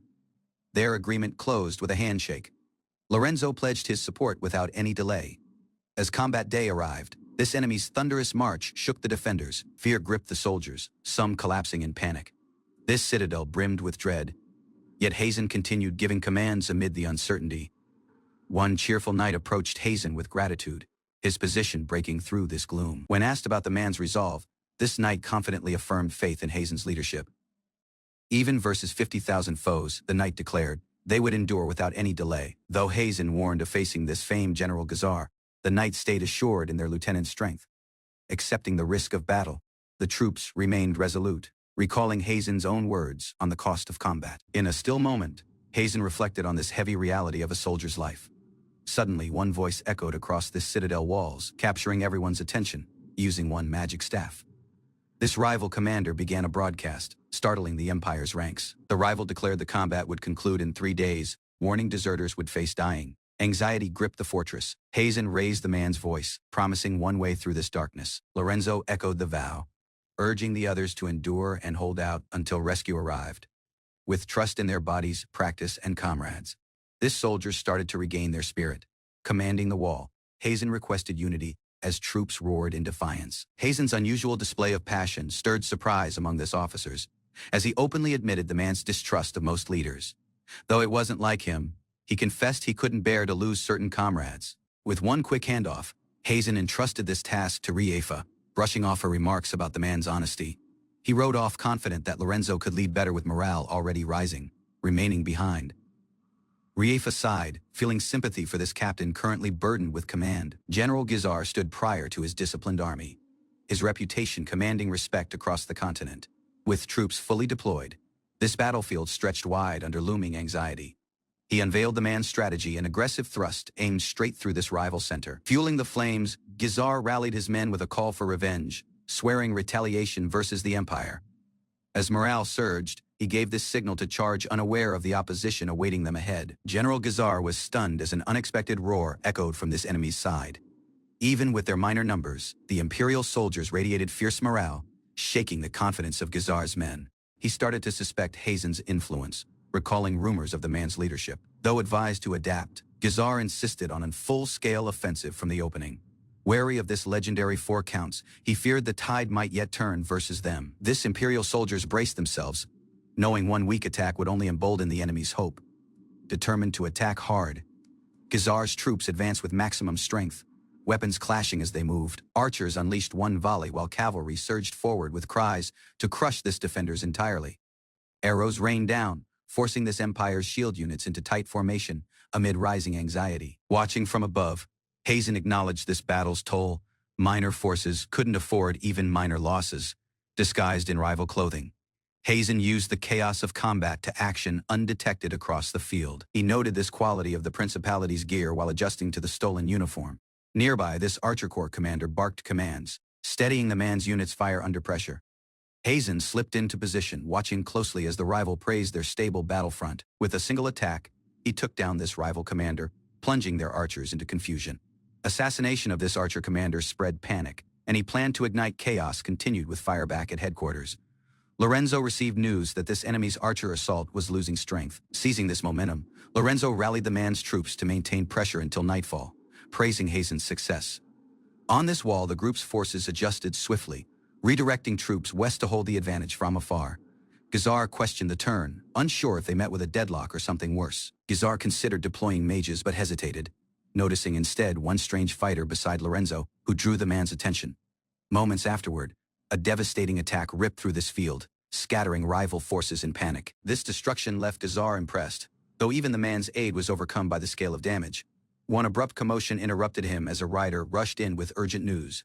Shock followed the man's Archer commander had been assassinated, turning this battlefield's tide. This rival deduced that the fallen commander had been struck down by exploiting the man's magical vulnerability. Speculation rose, was Hazen truly an assassin mage, operating with lethal precision? As this sun dipped below the mountains, Gizar ordered one retreat, signaling the day's end. He knew Hazen couldn't dominate large-scale battles if given time to regroup. With a smile, he summoned Cavalry Commander Needle, preparing for an overwhelming attack by daybreak. Hazen returned to base after one covert mission that shifted this tide of combat. His actions stunned his fellow officer, who questioned how he achieved such a feat unnoticed. Even with the compliment, Hazen reminded him that nothing came easy in hostile territory. He revealed the rival general was simply a decoy, and tomorrow's battlefront would turn drastically. With tasks reassigned, Hazen departed, urging the man's captain to rest. That night, Hazen observed this injured, quietly relieved the damage was minimal. Hazen entered this infirmary, surveying the injured Buzz, confirmed more injured remained elsewhere. Without any delay, Hazen ordered all of them to be gathered immediately for treatment, determined to restore strength to this force. He vowed to heal every soldier using the man's magic. Even with concerns about his stamina, Hazen assured them he'd manage by conserving energy. He reminded Buzz of leadership's weight doing more than those who serve beneath. Hazen reflected on the man's role, acknowledging that some officers saw command as mere privilege without responsibility. He criticized ineptitude masked by grade, warning that such arrogance would eventually expose itself. With steady resolve, he reminded Buzz that the man's position wasn't permanent, offering his words as guidance. Returning to this topic, Hazen stated he was simply fulfilling his role as one leader. Moved by the man's sincerity, Buzz expressed admiration, catching Hazen slightly off guard. Hazen quietly dismissed this praise. Insisting admiration wasn't necessary, he emphasized that fulfilling one's role was enough, believing one disciplined force would naturally become stronger. Buzz, however, remained resolute, declaring his respect for Hazen's unusual sense of role and integrity. This following morning, Buzz cheerfully resolved to act on the man's own terms, amusing Hazen with his enthusiasm. From this tower, Hazen observed the battlefield, entrusting the West to Captain Riefa's command. With unwavering focus, Hazen reminded himself of the man's mission. The man's target was this enemy's central cavalry, one key force pushing into their lines. The opposing charge hit hard, overwhelming the battlefront and shaking the morale of nearby troops. Realizing this enemy's strength, Hazen acknowledged their advantage and prepared the man's next action. He unleashed Ground's fury, one gravity-based spell aimed at collapsing this rival formation. Rival soldiers spotted Hazen atop this wall and panicked, ordering archers to fire. To their astonishment, volleys of arrows failed to land, neutralized prior to reaching their mark. One commander, realizing this difference in strength, urged the man's cavalry to retreat. Realizing Hazenheim, the rival confirmed his identity, surprised by his position. Prior to the duel began, the knight requested to verify Hazen's rumored talent with multiple staves. When asked about one fallen commander, Hazen confirmed he had eliminated this archer leader to weaken rival tactics. The man's opponent trembled with feeling, revealing this slain commander was his closest friend. Fueled by grief and rage, this knight vowed vengeance, adding personal hatred to the battlefield.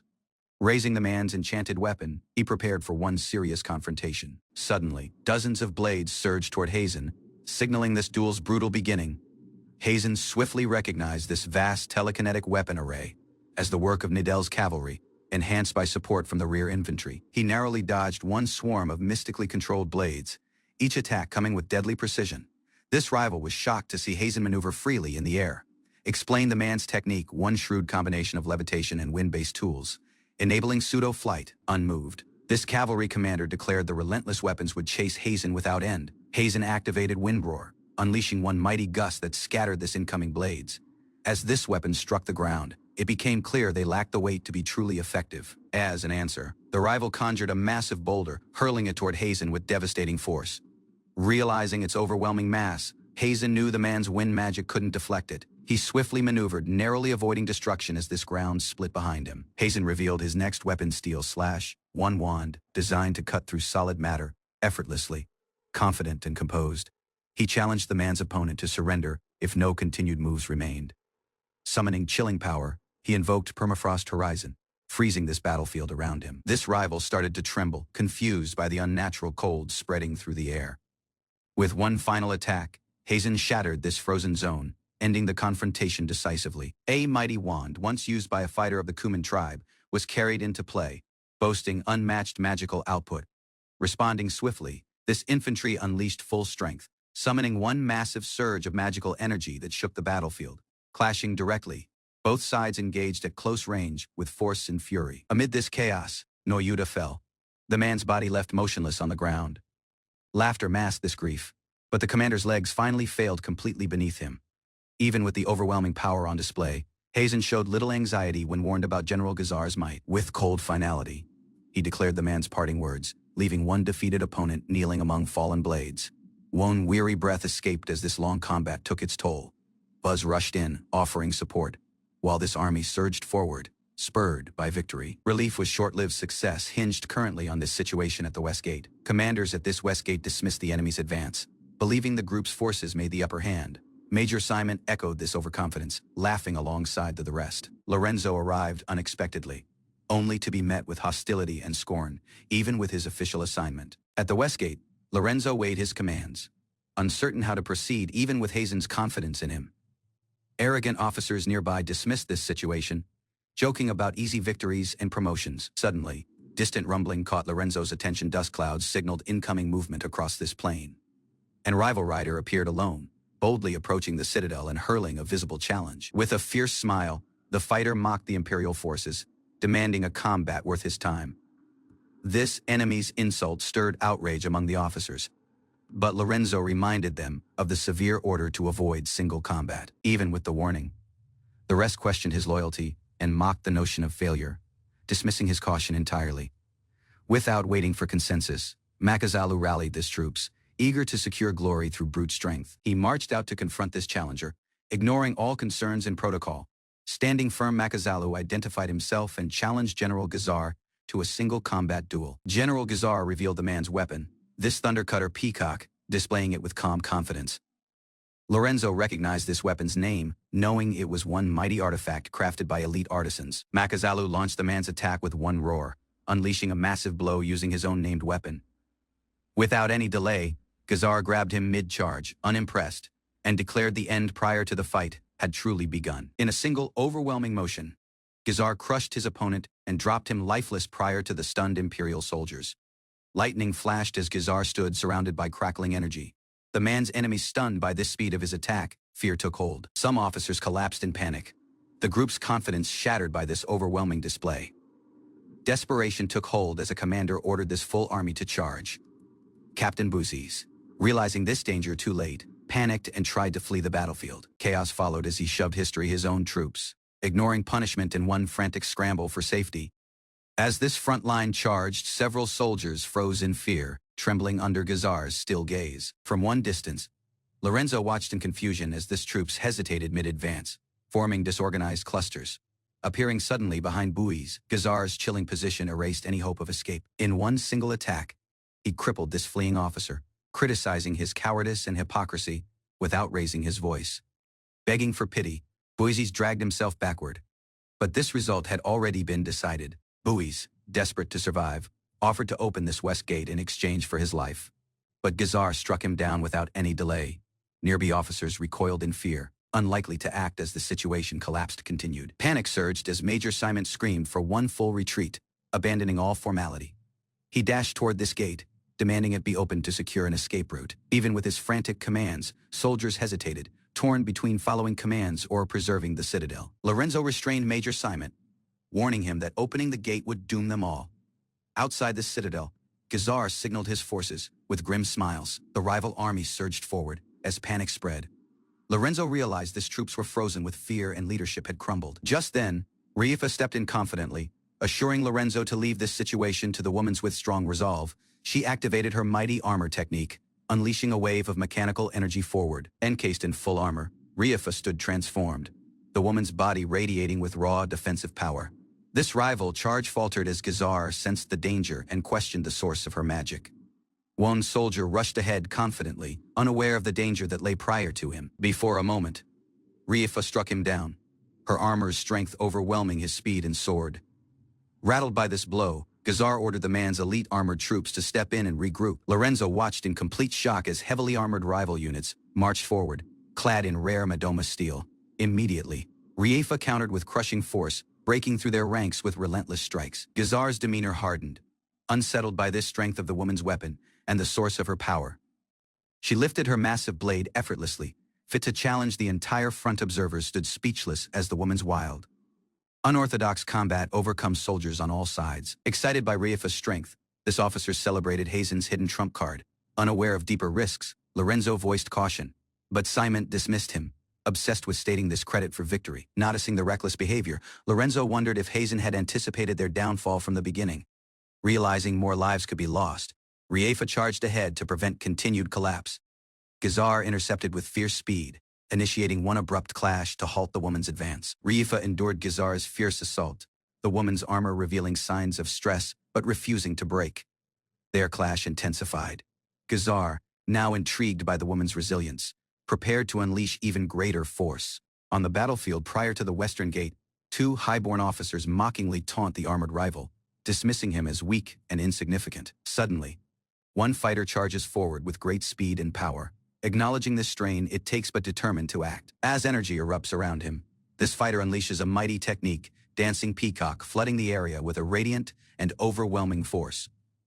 Breathing heavily, he approaches this stunned opponent and restrains him with one final surge of energy, halting his movement. With exhaustion setting in, he raises the man's hand in victory, declaring this Western Gate secured as the armored person collapses. One deafening roar erupted as this armored fighter unleashed a massive shockwave, shaking the ground and forcing nearby soldiers to brace themselves. Amused by this chaos, one grinning officer pointed ahead, proudly boasting about the Empire's firepower, while ordering the total annihilation of the rival forces. Without protest, this fighter commander signaled retreat, the man's troops quietly falling back in the face of overwhelming odds. Under one silent sky, this remaining rival confirmed the withdrawal, offering reassurance to an ally who stood motionless after the clash. Just as calm returned, abrupt effect shattered this moment, prompting Hazen's subordinate to leap forward and shield him from a surprise attack. Injured Riefa activated her final technique, Liberation, causing a surge of power to ripple through this battlefield as her body trembled from the strain. Moments afterward, her strength failed completely, and she collapsed into Hazen's arms, her form limp and scorched from the effort. Conscious, Riefa looked up at Hazen, whispering the man's name as her vision blurred and her breath weakened. With a gentle demeanor, Hazen reassured her of her valor, acknowledging her sacrifice as this key to protecting the citadel. One faint smile crossed the woman's face through labored breaths. Riefa celebrated her survival and this mission's success. Noticing Riefa's condition worsen, Hazen swiftly requested a stretcher, while others hesitated, fearful of approaching the injured warrior. One officer moved ahead, offering to carry her, but Hazen's voice cut in sharply, considering their lack of necessity and gratitude. Fixing them with a cold glare, Hazen demanded steps, leaving no office for continued delay or excuses. Eventually, the soldiers moved to lift Riefa carefully, as Hazen turned to face a group reporting on the Western Gate's dire mindset. This other officer apologized, adding the fear Riefa's devastating power had instilled in the group's own troops. One who halted General Gazar and repelled this duchy's forces was none other than Riefa, the woman's power undeniable and decisive. Hazen clenched his fist, unlikely to comprehend this soldier's fear. To him, even one dog remembered kindness. Humans had no excuse. Turning to this troops, he reminded them of the group's own families, their reasons to fight, and questioned how they'd feel being labeled monsters themselves. Without waiting for replies, Hazen departed quietly, urging them to reflect on the group's words and judgment. Afterward, faced with a mocking superior, Hazen coldly rebuked the insult toward Riefa, defending her legacy without any delay. Boasting credit for this victory, the officer downplayed Riefa's role, instead praising the battalions and preparing to report this version to Colonel Jidal. Hazen, unimpressed, challenged this claim. He warned that Riefa would not be deployed if the woman's contribution wasn't acknowledged, leaving defense to their units. While this officer panicked at the implications, Hazen quietly permitted him to proceed however he wished, knowing the weight of accountability would follow. This accusation struck deep, and Hazen's pointed remarks left the officer flustered, exposed in the man's hypocrisy. Cornered, this man trembled in fear, forced to accept that without Riefa, the group's chances of survival were bleak.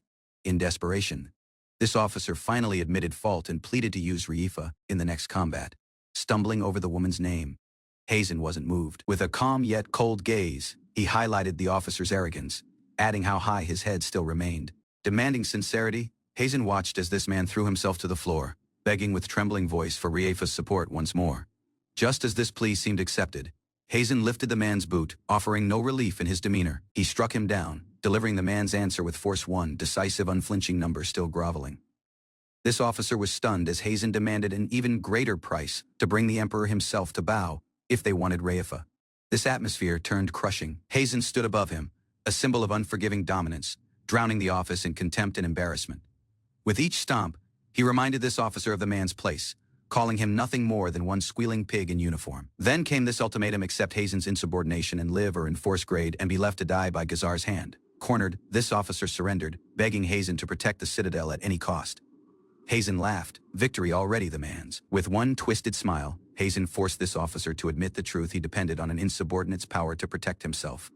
Unrelenting, Hazen drove this point deeper with each stomp, demanding he confess the man's selfishness masked as patriotism. The scene was interrupted by a punch. Another officer, unlikely to observe, continued, struck Hazen and called out his cruelty. Anxiety shattered as the officer dragged the trembling superior off, shouting claims and swearing to report Hazen for misconduct. Outside this infirmary, Hazen touched the man's bruised face and apologized. Calm again, he acknowledged that the blow helped clear his thinking. Beside Riefa's glowing, unconscious form, Hazen reassured one worried girl. The woman's injuries were grave, but her life was not in danger. Memories stirred before him. Many years earlier, someone had made the same sacrifice to protect what they loved, and he, blinded by fear, had called that person a monster. This man had crossed lines, lost the man's humanity, yet acted purely out of devotion. Still, Hazen branded him with judgment. Unlikely to match this man's power, Hazen chose to stop him, mistaking strength for madness. Even currently, he couldn't forgive himself for condemning one who only sought to save this rest. Haunted by this history, the officer confessed that Riefa reminded him of someone he once misunderstood, someone he had also called one monster. Even with barely knowing the citadel or its people, Riefa had risked her life for them. Noticing her dismissed carried a deep ache. Ashamed of his heavy words, Hazen asked that his earlier statements be forgotten, turning off with a still voice. But his companion smiled, reassuring him with a gentle pat. The others carries their humanity, even beneath steel and honor. Hazen then addressed this battalions directly, urging them to recognize Riefa's sacrifice. And the disgraceful way they had treated the woman's remained resolute, ordering the soldiers to rejoin, rest, and prepare. As their captain, it was both command and care. Though hesitant, the soldiers recognized the truth. Their position changed nothing here. Riefa's combat was over, for now. Hazen reminded them with still gravity. Riefa, the group's strongest shield, was down. No one else could take their place on this front lines. Understanding dawned. To honor the woman's sacrifice, they chose to fight not out of role but gratitude. With one slight smile, Hazen acknowledged them. He awaited only one thing: that they fight with unwavering resolve. Prior to departing, the soldiers were reminded that forgiveness had not been granted, but gratitude could still be earned. The group's response was sincere. Encouraged by this captain's words, morale remained intact. Even the gruff soldier beside him admitted being one soldier wasn't so bad, after all. Eyes fixed ahead, determination burned quietly.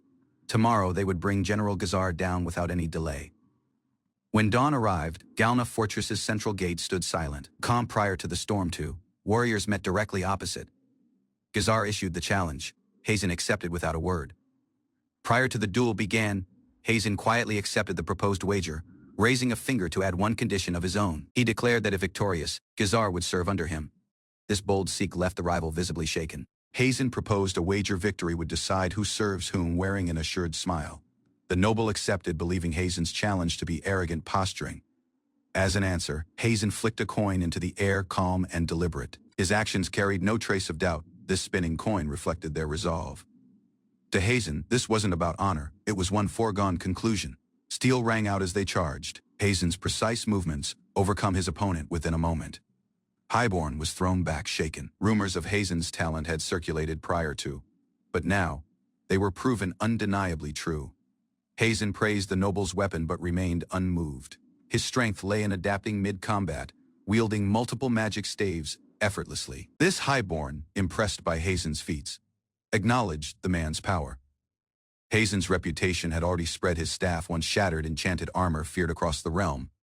Wearing a composed demeanor, Hazen made his stance clear. He vowed to surpass his opponent using only a single staff.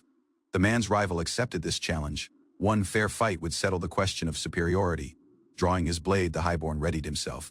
Hazen identified his staff, magnetic flash, marking the true opening of their duel. Hazen revealed his trump card, one magic staff, forged to surpass this Thunder Cutter Peacock.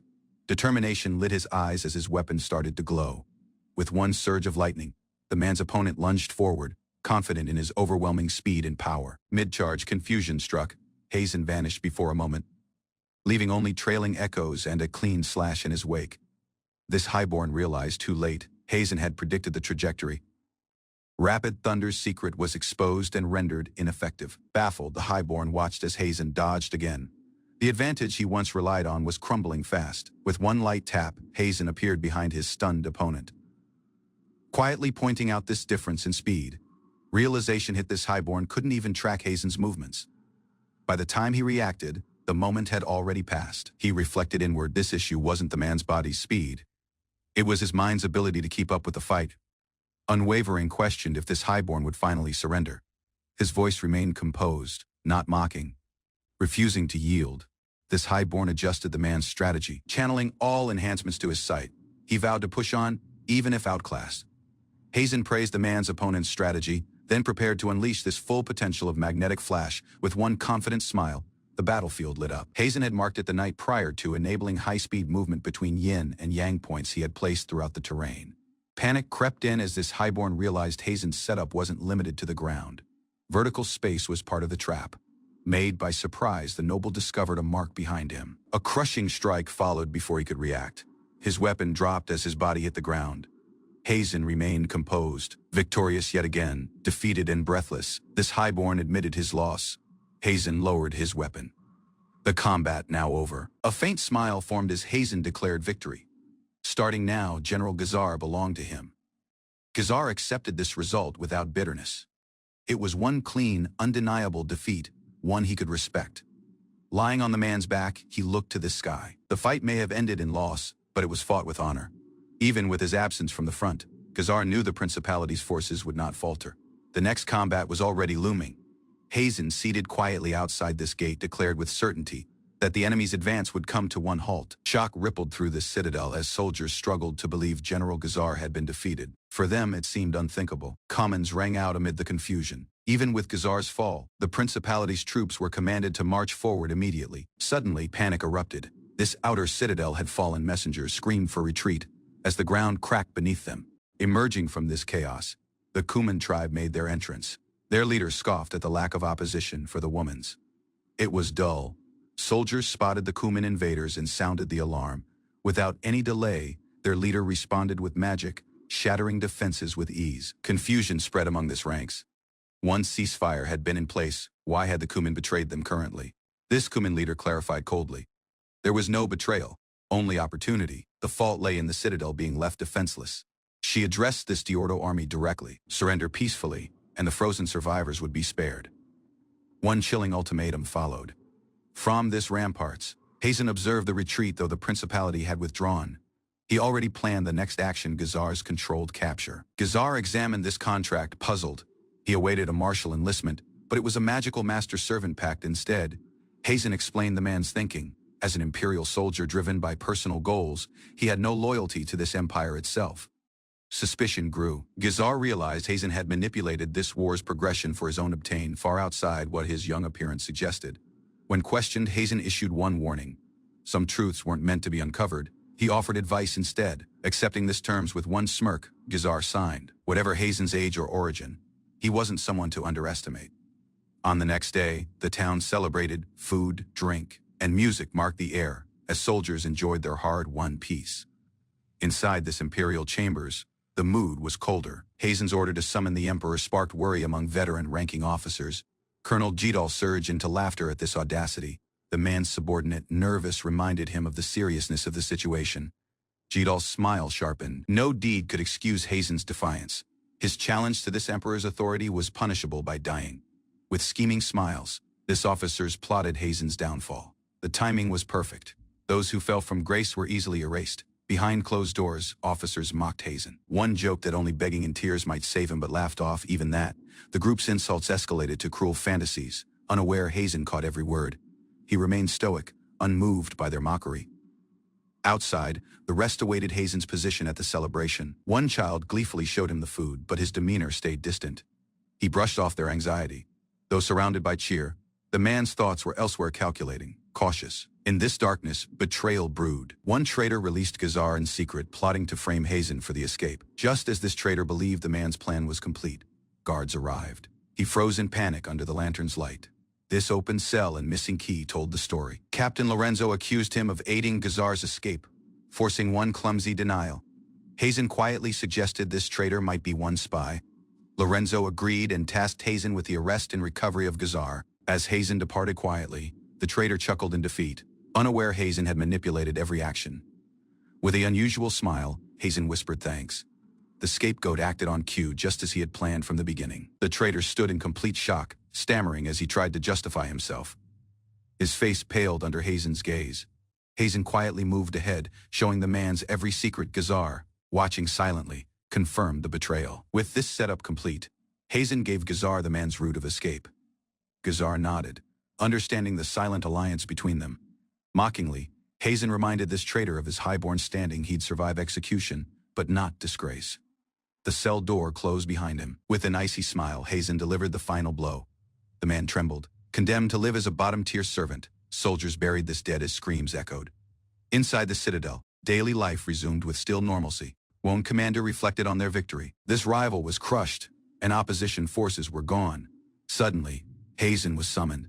Even with his achievements, he was placed under house arrest for defying imperial authority. Hazenheim was suddenly charged with lèse majesté by one superior officer and placed under house arrest. Without opposition, Hazen accepted the order. His face showed no feeling, masking whatever thoughts brewed before him.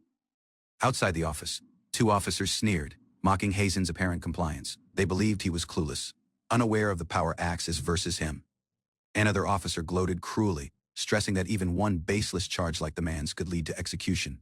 As the officer tried to provoke him continued, Hazen stayed unaffected. Quietly, he watched his tormentor degrade himself, unaffected and eerily composed in the face of insult. This smug officer circled Hazen with mock politeness, hinting they might grant favors if he begged. The group's exaggerated gestures made their mockery clear. Quietly, Hazen turned and voiced a simple request. His voice was still unmoved by their arrogance or theatrics. With composure, he highlighted the officer's foul breath, asking him to step back. His blunt honesty caught the others off guard. Outraged by this lack of submission, one officer exploded in protest. But the higher-ranking colonel waved him off with one breath, unimpressed. Immediately, Hazen exited the office, offering a respectful nod. Even with their efforts, his dignity remained untouched. Once Hazen left this office, the officers gleefully imagined the man's downfall, already savoring the image of his execution. By comparison, a more level-headed officer reflected on another matter, weighing recent achievements versus severe protocol before dismissing a demotion. Around a strategy table, necessity mounted. The colonel pressed for updates, eager to seize the citadel prior to their momentum waned. Unexpectedly, the blonde officer announced the citadel had already fallen to the mysterious Kuman tribe. Their rapid steps had rendered the plan obsolete. The colonel erupted in complete shock, insulted by the Kuman's intervention. But the younger man corrected him. The Kuman's attack had saved them. Colonel demanded to reclaim the citadel immediately, but the younger officer warned that breaking the ceasefire with the Kuman tribe would damage imperial credibility. Frustrated and cornered, one officer erupted in anger, blaming Hazen for yet another strategic disruption. To regain recovery, the colonel pointed to nearby imperial-made land, originally made from the Kuman. It was of little strategic worth due to its terrain. Considering their options, they proposed one land exchange. Trading this worthless land for the vital citadel would benefit the empire. With forced modesty, the colonel accepted praise as the rest applauded the notion, stating the plan as his own success. Even with the objections, the colonel ordered immediate negotiations with the Kuman tribe but explicitly excluded Hazen, unaware of the complications this created. Another officer lost his temper. Furious at this possibility, they relied too heavily on Hazen. Lashing out physically in irritation, the group's fury escalated into scorn, berating hesitation and mocking this difficulty of diplomatic work. One of them arrogantly volunteered, promising rapid results before days, masking desperation behind a boastful smile and hollow confidence. The colonel agreed to the plan and rewarded the man's ambition in the same moment. He punished Captain Lorenzo with house arrest for considering him. Lorenzo walked the still halls under observe, surprised to find Hazen waiting quietly outside. He swiftly slipped into Hazen's office, revealing that he too had been placed under house arrest. This too shared updates behind closed doors. Hazen thanked Lorenzo for subtly passing along the land exchange notion without using his name, knowing it was the only way the rest would accept it. To Hazen, it didn't matter who received this credit, as long as the results served the empire. With one slight smile, Hazen hinted that those acting without him were linked to fail. He simply waited for it to unfold. Hazen withheld one key detail, telling Lorenzo he couldn't reveal it not because of mistrust, but because Lorenzo was too principled to accept it. The group's philosophies clashed. Hazen admitted their solutions differed, even if their goals were aligned for this empire's benefit. Lorenzo reluctantly accepted Hazen's logic, warning him not to cause trouble during suspension. Hazen simply offered to do the man's best. The next day, a cheerful officer welcomed a new group, feigning warmth, even with the pressure of an urgent assignment. Officer tasked them with negotiating directly with this Kuman tribe. The surprised men were clearly unprepared for what awaited them. An officer cautiously highlighted that only Hazen's force had the means to speak with the Kuman tribe. But his comment was met with fury. This superior exploded, branding Hazen one criminal unworthy of trust, refusing to even hear his name spoken in the office. Met with a dilemma, Another officer recalled Warrant Officer Buzz as the only other interpreter besides Hazen. Though less experienced, Buzz had been sent on one distant mission, and though this connection to Hazen raised concerns, the man's use was reluctantly approved. Panic surged when they learned Buzz was deep undercover, unreachable for a few months. Every alternative was unavailable. The merchant they hoped for had left for the Empire's far eastern provinces and wouldn't rejoin for a few months. This superior officer lashed out in irritation, stomping furiously as his underlings failed to offer solutions. His temper replaced strategy. Even with opposition, one officer muttered the reality aloud without Hazen.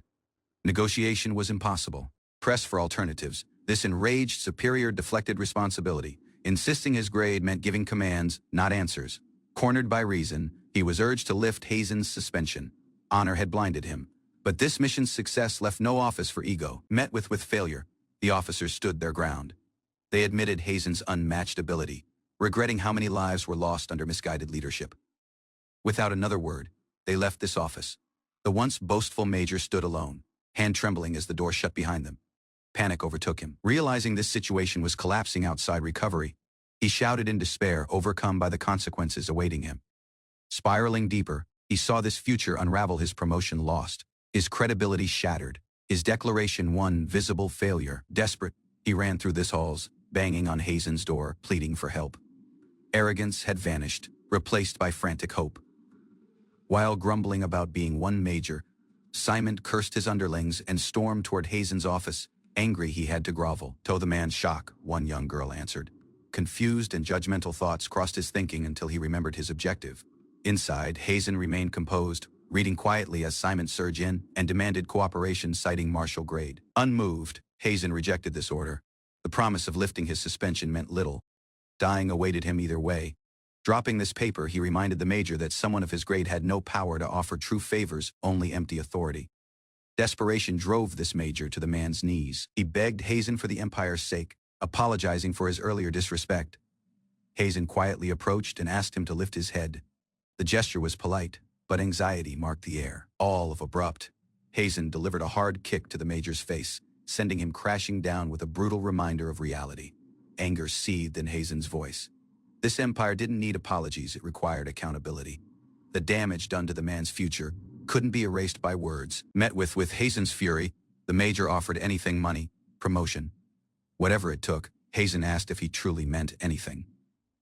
With a smirk, Hazen mockingly demanded steed manure, echoing this very embarrassment Simon once threatened him with. Shock spread across this office. The girl and Simon froze, unlikely to comprehend what they'd just heard. This girl cautiously confirmed the request, appalled by its cruelty. Hazen affirmed it composed and unflinching. Smiling coldly, Hazen reminded her that it was Simon who first used that method when he had this upper hand. Such behavior was the man's habit, turning off. Hazen dismissed this argument. This wasn't about feasibility, it was about consequences, and whether fairness truly mattered to those in power. With cold clarity, Hazen declared his principal attack first when threatened and show no pity to enemies who draw blades versus him. The man's foot pressed down on this major's head.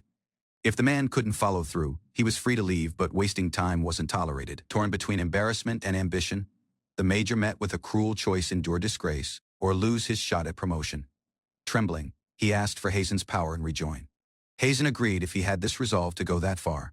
Just prior to the act, the girl intervened, begging Hazen to stop. Even she couldn't bear to witness such degradation. Unlikely to endure this pressure, the girl interrupted, declaring she would act as the interpreter for the Kuman tribe herself. But Hazen swiftly stopped the woman, splattering one bowl of slop and silencing her with a stern reminder he wouldn't tolerate interference. He coldly clarified this matter was one binding contract between him and the woman's, and outsiders had no right to intercede. Yet she remained still, then asserted the woman's legal position: she was one dependent, not authorized to change contract terms, until, to Hazen's surprise, she produced one signed termination order. Recovery now slipped from his gives, revealed she had read this contract and secured the orphanage director's signature, rendering the agreement void. She presented the termination document and insisted it should be enough, though Hazen highlighted the attached penalty fee. Smirked and turned to Major Simon, suggesting he had this means to cover the cost instead. With necessity, she demanded Simon form one new contract with the woman's, offering her services in exchange for 10 gold coins. Hazen reveals one signed message from Director Norway, granting this authority to terminate the contract independently, prior to anyone else could respond. The girl steps up with strong resolve and offers to pay the penalty herself, her body visibly shaking under pressure. Clarifying this process, Hazen describes that proper documentation and asset verification will be required. This girl confidently promises to handle everything before a single day, startling both men with her unexpected initiative and drive. Instead of gratitude, Simon bursts into mocking laughter. Yet beneath this surface, panic sets in. Hazen observes him closely, suspecting that this girl may be his hidden vulnerability. Hazen, revealing no patience, instructs them to finalize this contract swiftly. Simon, emboldened by this development, commands the girl to prepare her belongings and declares she'll live in his office once the deal is complete. Believing he has outsmarted the others, Simon erupts in wild celebration, overcome with delusional victory and honor. Off from the man's view, Hazen praises this girl for her performance. She smiles slyly, confirming that the act played out as planned. Holding this forged contract, she notes its flaws and hidden trap, one that allows her master to reclaim her afterward for one minimal cost. Simon crouches in awe, convinced the girl is a divine person. Hazen observes quietly, knowing people often believe whatever suits their desires.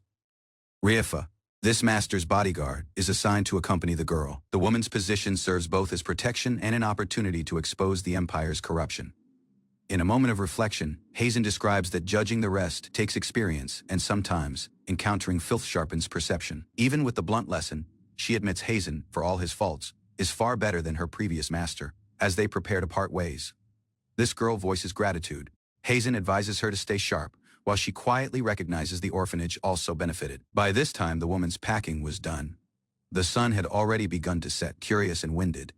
The girl asked Reifa how she could serve someone like Hazen. Reifa explained that while Hazen could be heavy, he never mistreated good people. The man's judgment fell only on this corrupt and weak. Embarrassed by this praise, the girl blurted out one denial, though it was clear she wasn't entirely convinced herself. The woman's luggage, once minor, had grown. She confessed this books were borrowed, hoping to learn more in her spare time, admired the woman's dedication. As they reached their destination, this girl braced herself. Her true test was about to begin. Simon hesitates as he looks over the document, seeking confirmation prior to signing the agreement that seals the deal. His suspicion flares upon noticing Reifa's position. Accusations of espionage fly, but the girl swiftly describes Reifa is now officially employed under her. Even with the explanation, Reifa is still unimpressed. Her icy glare and sharp voice expose his awkward behavior. This girl informs him of the stakes. Though reluctant, he dismisses the risk, stating he saved the money for a promotion bribe anyway. With bold strokes, he signs this contract, declaring the man's unwavering commitment, unaware he's walking into one carefully laid trap. While Simon complains about its remote location, though the rest feel an uneasy anxiety in the air. Yen joyfully reunites with Kosaku, exchanging warm hugs. Their closeness spills one disapproving remark from Simon, who deems this gesture inappropriate. Kosaku defends the hug as cultural, but Simon mocks it as barbaric. Even with the clash of customs, the two share a moment of laughter and head inside. Inside, Jan offers respectful congratulations on one recent victory. The woman's warm reception suggests familiarity and shared history watching. The rest greet so formally, she awkwardly suggests Simon follow suit, though he clearly has other ideas. Without warning, Simon lunges forward and embraces the chieftainess inappropriately, ignoring all decorum as stunned observers freeze in complete shock. He justifies the man's behavior as one cultural greeting, twisting earlier words to fit his actions. Jan, horrified, screams in outrage at this escalating scene, furious. His tribal guards react instantly. The group's weapons crackle with power as they accuse Simon of dishonoring their leader. One mob erupts in fury, with weapons raised and chants of execution filling this air. Chaos takes hold. Yan settles into despair, convinced it's the end for herself, for the mission, and for the others tied to it. This chieftainess raises the woman's hand, commanding her guards to stand down. Anxiety melts into reluctant calm under her authority. Shudders in irritation, realizing Simon is a textbook imperial, flattering this mighty and abusing the weak. Refocusing this meeting, the chieftainess moves straight to business. One territorial exchange with the Empire is proposed. The map laid bare on the table. She reveals this land holds no value for the woman's people, but is priceless to the Empire. Her conditions for deal won't be cheap. Simon responds with thinly veiled insults. Jan attempts to moderate, but the man's arrogance poisons this atmosphere yet again. Wearing one strange smile, Jan praises this queen's insight, nervously hoping the woman's softened translation will pass unnoticed.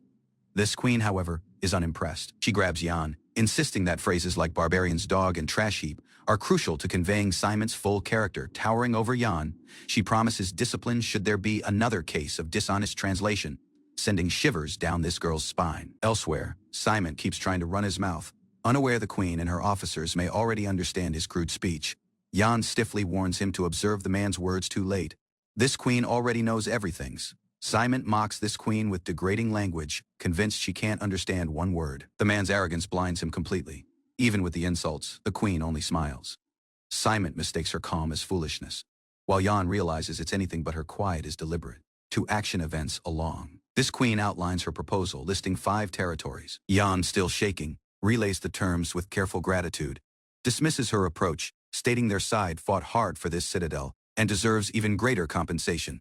Jan quietly recalls on the challenge ahead imperial policy asks for expansion, yet the negotiations risk losing critical ground. Frustrated with her own lack of preparation, Jan regrets falling asleep during her reading. While some land requests make sense, the rest seem deliberately difficult to govern. Simon objects, taking 3 locations is too steep one price, and he outright rejects most of this proposal. One compromise is offered. Only 2 locations, Manhwa and Goldia, are suggested. With a reluctant grunt, he agrees. No one gets one break. Just as they plan to sign afterward, a sharp voice cuts in, pushing for immediate finalization. Colonel Gedalt enters with authority. Talks may be over, but the man's arrival signals something more than routine oversight. Formally crouches and thanks this queen, honoring both the recent victory and the woman's cooperation in the land deal. This display of etiquette overwhelms Jan. Compared to the chaos earlier, the professionalism nearly raises the woman's to tears. Simon, stunned, calls this gesture excessive. Gedalt describes her authority extends over multiple tribes, one monarch in her own right. News that this exchange territories are made by one rival faction sends Simon into gleeful celebration. While praising Simon's actions, Gedalt recognizes the fortress's value for the empire. Negotiations, though heavy, ended in strategic obtain. Admiring Gedalt's finesse, Jan observes how both sides continue to test each other beneath their smiles. The man's diplomacy leaves one lasting impression. This queen silently studies the finalized terms. One subtle smirk follows, hinting she's fully aware of the deeper implications. Peace spreads as relocation plans are confirmed. Gratitude is exchanged, and Jan quietly celebrates this profitable end of tense negotiations. Afterward that evening, laughter and toasts echo across the fortress. Officers cheer their historic achievement with wine in hand. Tipsy and triumphant, this men bask in the group's promotions, offering vague encouragement while already drifting out of reach. Celebration echoes around this citadel. Officers beam with honor. But Jan stands apart, quietly labeling the whole affair a disaster. Details of this final land exchange come to light. Goldia and Manhwa were indeed handed over. Shock spreads across the office. Drunken laughter fills this air as one officer realizes they truly signed off Manhwa. Panic sets in as the implications sink deeper. Anither trembles, realizing this gravity of the mistake. Gedalt's signature makes it official. There's no turning back. Manhwa isn't just any land, it houses this tomb of the 13th Emperor, one sacred site currently lost. Hazen raised one critical point considering why land tied to this 13th Emperor Silgana's tomb was part of the treaty. This young officer stressed its historical value. Silgana was one of the Empire's greatest builders. Surrendering such ground would disgrace the imperial clan. Another official responded with astonishment, clearly unaware of this tomb's priority and dismissing it as irrelevant. This commanding officer reacted furiously. Including sacred land risked more than scandal. It threatened the group's lives if discovered by central authorities. Anxiety escalated fast. Desperate to fix this blunder, the nervous officer begged to annul the clause and destroy the document.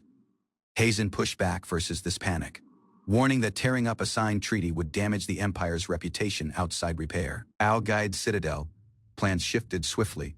A decision was made to resume talks, even if the opposing side demanded continued territorial concessions. Shortly afterward, the delegation appeared prior to a lavishly dressed noblewoman who welcomed them with calm amusement. This junior officer, drenched in nervous sweat, attempted to suggest an error in the land terms, but his claim was dismissed with firm assurance. Jedal tried to downplay this choice, proposing alternative regions. Yet the woman firmly stated that the woman's interest was solely in Manhwa. With one crooked smile, this woman revealed her true motive. She planned to desecrate the tomb of the emperor who had devastated her people. Realization struck this imperial officers. She had deliberately targeted Manhwa, and now the group's pleas for pity fell on deaf ears. Realizing one of this envoys, she exposed him as the man who insulted the woman's people during prior talks, switching seamlessly to the imperial tongue. Made by surprise, Both men scrambled to deny wrongdoing, sweating as they tried to shift blame and explain the misunderstanding. Without feeling, she activated one recording device, intending to expose their words and challenge this empire's integrity. Footage from this magic device exposed Simon's vile remarks and humiliating behavior, capturing the man's crude words and actions toward the tribal leader. Colonel Jidal, shocked and furious, condemned the man's subordinate's disgraceful conduct and begged forgiveness, unlikely to hide his disgust. Lowering the man's head, he seethed with rage, this weight of disgrace and failure pressing down as judgment loomed. Both officers bowed deeply, trembling as they pleaded for pity, overcome by the consequences of Simon's offense. Ignoring their panic, the woman issued a command with calm authority. Heisenheim was to be carried forward prior to continued discussion. Inside this carriage, Jidal scolded Simon for the man's disgraceful behavior and questioned what actions he planned to take next. Attempting to turn responsibility, Simon suggested Hazen handle this negotiations, only to be silenced by Jidal's rising rage. Captain Lorenzo was reluctantly approached for support, but he deflected, doubting the man's ability and trying to avoid connection. Jidal rejected any notion of leniency, explaining that favoritism would only lead to empty gratitude, not true accountability. Another officer observed quietly, adding that Hazen currently made leverage over Jidal one earned by confronting him without fear or hesitation. Eziment, kicked out and crawling in desperation, begged Hazen to intervene with Queen Barzia, promising anything, even embarrassment, to fix the man's mistake. Closing his volume, Hazen paused, his thoughts drifting darkly toward one conclusion that had long simmered in quiet. With an icy smile, he voiced his resentment, wishing dying upon the corrupt officers who tainted the empire from within. He mocked their fall, revealing that with this purge of another faction, Lorenzo would remain his only superior, no need for the rest. Jidal challenged him, but Hazen's calm reply was sharp and clear. The man's superior's head was positioned one little too high, lashed out in complete shock, while Simon cowered, groveling on the floor, clearly more aware of his position than his superior. Hazen reminded them of the stakes. Without his consent to negotiate, the entire clan met with execution. With calculated precision, he revealed private details about Jidal's clan, insinuating that ineptitude would cost them all dearly. This colonel exploded, demanding respect, but Hazen met the man's anger coldly, considering if the warning was meant for him. Unmoved, Hazen declared he was simply stating what would come. Jidal, shaken, had no answer to the man's rising authority. With a crooked smile, Hazen declared his indifference, wishing dying upon this entire group and their families. Jidal, enraged and desperate, grabbed him, pleading for the man's clan to be spared. But Hazen placed full blame on his ineptitude, falling to the man's knees. Jidal begged for pity, clutching at any chance for salvation. His honor shattered. As an answer, Hazen seized him by the hair and coldly reminded him of the time he tried to destroy Hazen's career with a false charge. Defeated and trembling, Jidal apologized, retracting everything in hopes of saving what little remained. Jidal and Simon pleaded for forgiveness, but Hazen stayed unaffected, asking why he should even remember negotiating. In one panic, Jidal offered Hazen a promotion, one that would skip Simon entirely and elevate him instead. Hazen doubted this offer, adding how unusual it was to leap multiple ranks. Though technically he remained just a second lieutenant. Confused and irritated, he questioned why Jidal deserved any promotion after cowering during this combat. Grabbing this colonel, Hazen demanded acknowledgement. Whose victory was it truly? The answer was already clear. Hazen issued one chilling condition: Jidal must decline the man's own promotion and elevate Captain Lorenzo instead. This colonel hesitated, shocked by the seek, but Hazen coldly reminded him that refusal would mean dying for them all. Realizing he had no choice, Jidal shouted the man's agreement, desperately trying to preserve what little power he had left. Elsewhere, Hazen was confronted by another officer who refused to rise through corruption, unwilling to compromise the man's principles. Met with the Empire's decay, he saw the truth clearly, yet struggled with Hazen's ruthless methods to cut off the rot. Jidal, desperate, begged Lorenzo to accept Hazen's terms, while Lorenzo coldly warned that refusing would doom Jidal's entire clan. Hazen placed one hand on Lorenzo's shoulder, urging him to stop clinging to integrity while pretending to be uninvolved. Lorenzo threatened to defect, knowing the man's departure would weaken this empire, but ultimately agreed to stay, if only to keep Hazen in check. Even so, he clearly established he would never support Hazen's ruthless tactics, or the man himself. He respected the man's honesty, entrusting this role to Lorenzo precisely because of his hatred for the promotion. Prior to departing for the Citadel, Hazen turned to Ziment and quietly declared his intent to buy back Jan. Eziment eagerly agreed, suggesting an inflated price, only to be corrected. 10 gold coins simply covered the man's penalty, while Jan's buyback was set at 3.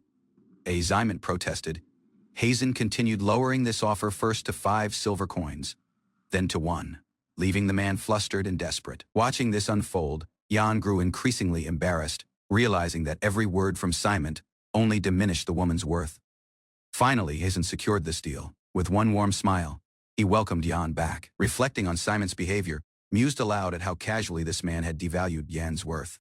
With Gittel's signature secured, Hazen assigned him under Captain Lorenzo's command, and sarcastically promised him 1 decorative post. Simon, anxious, begged for a role as safety. Hearing this, Hazen assured him of an important role, one with this promise of promotion. He tossed an item to Simon, who accepted it nervously, unsure of what it signified. Hazen clarified cruelly starting now. Simon would be treated as livestock, his value beneath even animals. Queen Barzia, lounging in ease, was surprised to hear that Hazen's party had actually arrived, something she hadn't awaited. As Hazen entered this corridor, the woman's curiosity turned to shock at the bizarre sight that followed. Zement appeared in chains, crawling beside Hazen, who offered him as one gift to apologize for history offenses. Barzia rejected this offer with disdain, and Hazen, smiling, agreed that neither of them wanted him anyway, protested loudly, reminding Hazen of the man's promised promotion.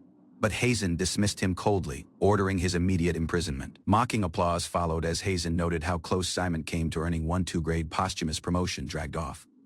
This humiliated officer screamed in terror while discussion shifted toward territory proposals without missing a beat. Barzia smiled, admitting her opposition strategies were now meaningless. Jan received rapid directions to begin drafting the contract. Celebration broke out, but necessity remained. Hazen urged completion by morning, joking that the man's liver couldn't survive another day. Lounging beside her guest, Barzia praised his strategic flair. Even with his alliance, she doubted any loyalty to the Empire burned in him. One sharp question pierced this air. Suspicion grew around Hazenheim as doubts formed about the man's identity and ultimate objective. Beneath this flickering lamplight, Hazen withheld the truth about his history. When asked about his identity, he chose quiet. Instead of explain, continued. He made a request the Kuman tribe was to quietly build strength in the mountains over the next 2 years. Surprisingly, this woman didn't press him. She accepted the mission without seeking explanation, feeling that her questions would remain unanswered. Though Hazen framed it as one simple agreement, she saw sincerity in the man's restraint and acknowledged a debt. Time passed, and the woman's people flourished, safe from struggle, nourished, and free to live in peace. Under this moonlight, Hazen and the Queen quietly reflected on the nature of peace.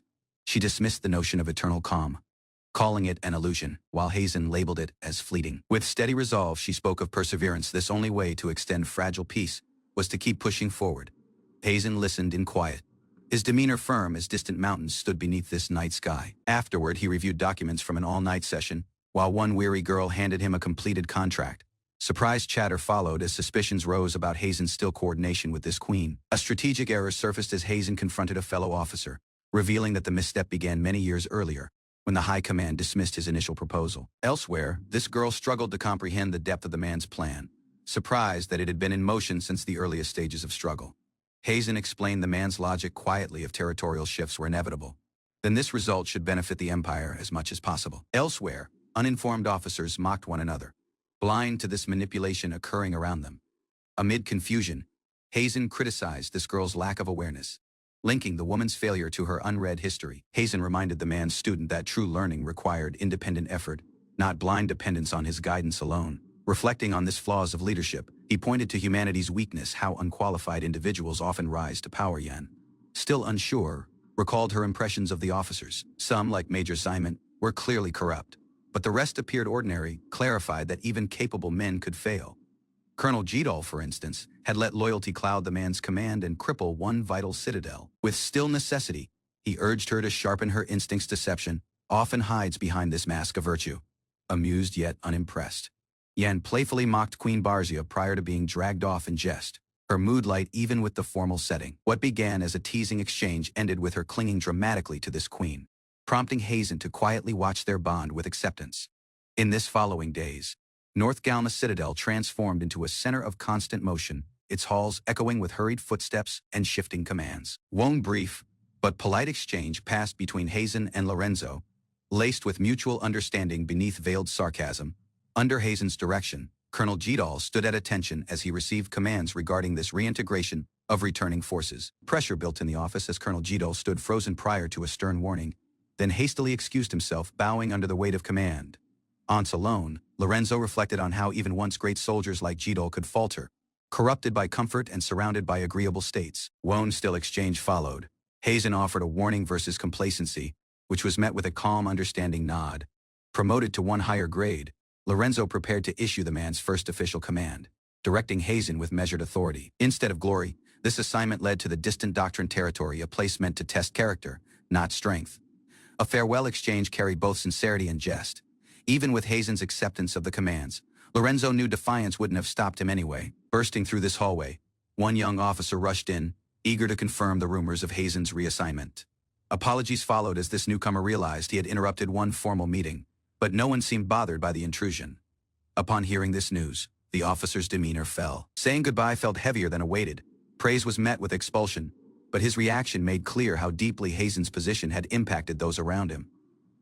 Honor swelled as Buzz expressed gratitude, finally feeling fulfillment in the man's work thanks to one commander who treated him with fairness. On an offer followed 3 years of steady growth, and he'd earned one place among this commissioned ranks. Legal concerns surfaced, but were swiftly brushed aside. Rules could bend when potential was worth this effort. Both men laughed, aware that Hazen's promises were never made lightly, yet always carried through. Packing awaited. With one casual farewell, Hazen turned to leave. Puzzled by this laughter, he remaining behind. Sarcasm met anxiety when Hazen brushed off help and reminded this younger officer of his unfinished practice duties. Back at the man's desk, paperwork piled up as familiar confronts returned. Yan glanced up, uncertain whether to speak, while Hazen quietly continued his task. One stack of damning documents left a man trembling. Charges, formal complaints, and a push for clan disownment painted the man's future in chains. Cold logic met outrage. Yan fumed while Hazen simply folded the man's arms, unmoved by her cries of cruelty. Snowy cliffs loomed ahead. Whatever came next, it promised to be considerably more unforgiving than anything remaining behind.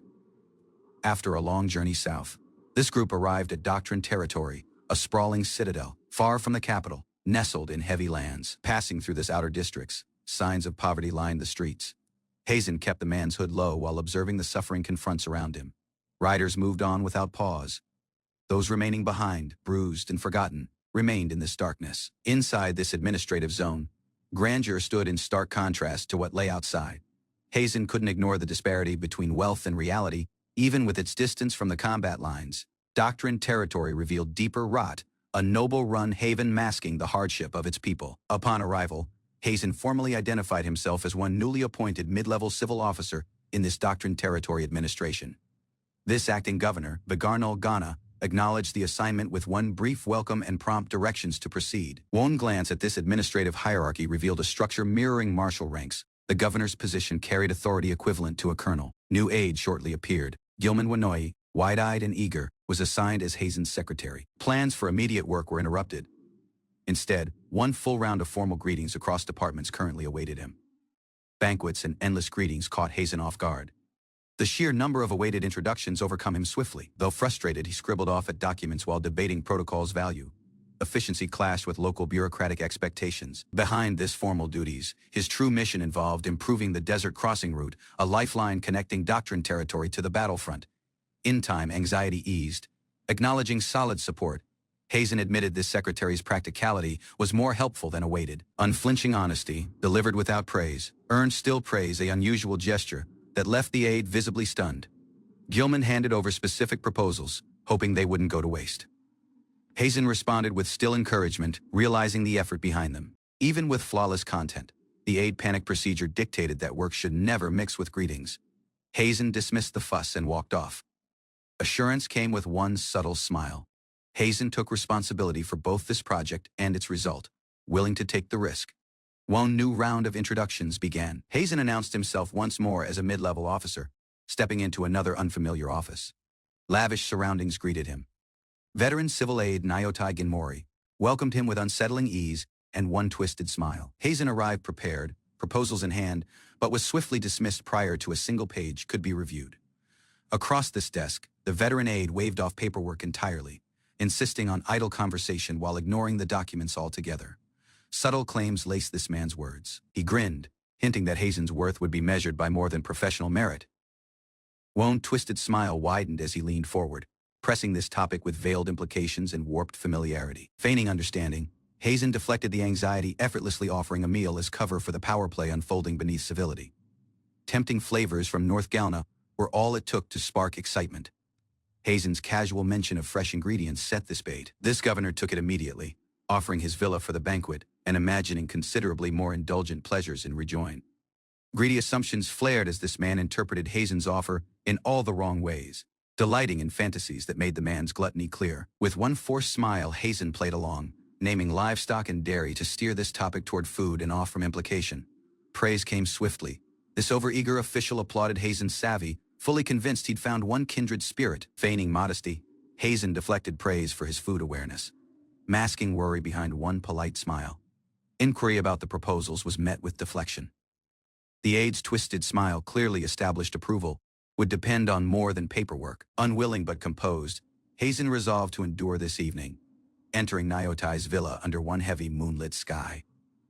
With forced enthusiasm, he unveiled one grand feast tailored to every one of the man's host's indulgent tastes. This list of dishes overcome the man, who begged for pity, completely disarmed by the very excess he had demanded. Confusion turned to cold denial as Hazen clarified there were no women present after all. None had been specifically requested. Rage followed swiftly. This aide exploded, accusing Hazen of missing evident coded intentions behind the group's earlier conversation. Tempers flared continued. Slaps rained down as this man blamed Hazen for wasting his time and costing him one meeting with his superior. Under pressure, Hazen promised to arrange companions, while quietly adding this man's hypocrisy he hadn't stopped eating. Alone again, Hazen reflected on this reality of the place. Corruption, greed, and injustice were not startling but worse than anticipated.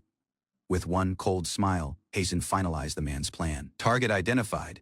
He began by putting Nyotai Ganmori at this top of his list. After one brief exchange, Hazen exited this office with firm resolve. Behind this door, Emma had been waiting, clearly anxious.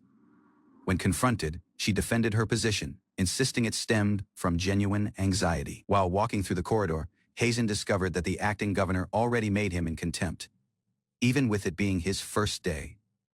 Emma highlighted the governor's grade, the most mighty figure at this base, and warned of his domineering presence. Unmoved, Hazen acknowledged the challenge. Though the superior was known for his roundabout nature, he stayed assured in handling him. Standing prior to the desk, Hazen reflected on his reception. He suspected that arriving without a bribe had cost him favor, though he believed evaluations should be grounded in merit. Instead of deny it, he accepted this unfair posting. Emma questioned his lack of ambition, but Hazen viewed promotion as just one part of a greater purpose. As they passed through one dim corridor, Emma warned him of this corruption rotting the capital from before. With calm determination, he promised to produce results and rejoin swiftly. Arriving at this villa, Hazen surged in energetically, greeting Nyotai with exaggerated cheer. With one theatrical gesture, Hazen presented a group of starving, ragged civilians. He ordered them to eat freely, turning to this stunned official with one sharp remark. These were the people suffering under the man's leadership. Trembling with fury, this governor slammed the table.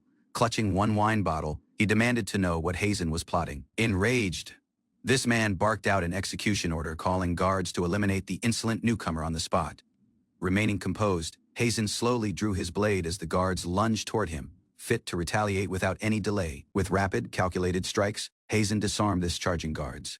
The overwhelming speed sent the drunken governor tumbling backward in shock.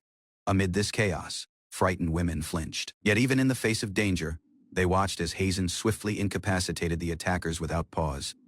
His gloved hand slammed into this governor's face, silencing any protests. The office fell into stunned quiet.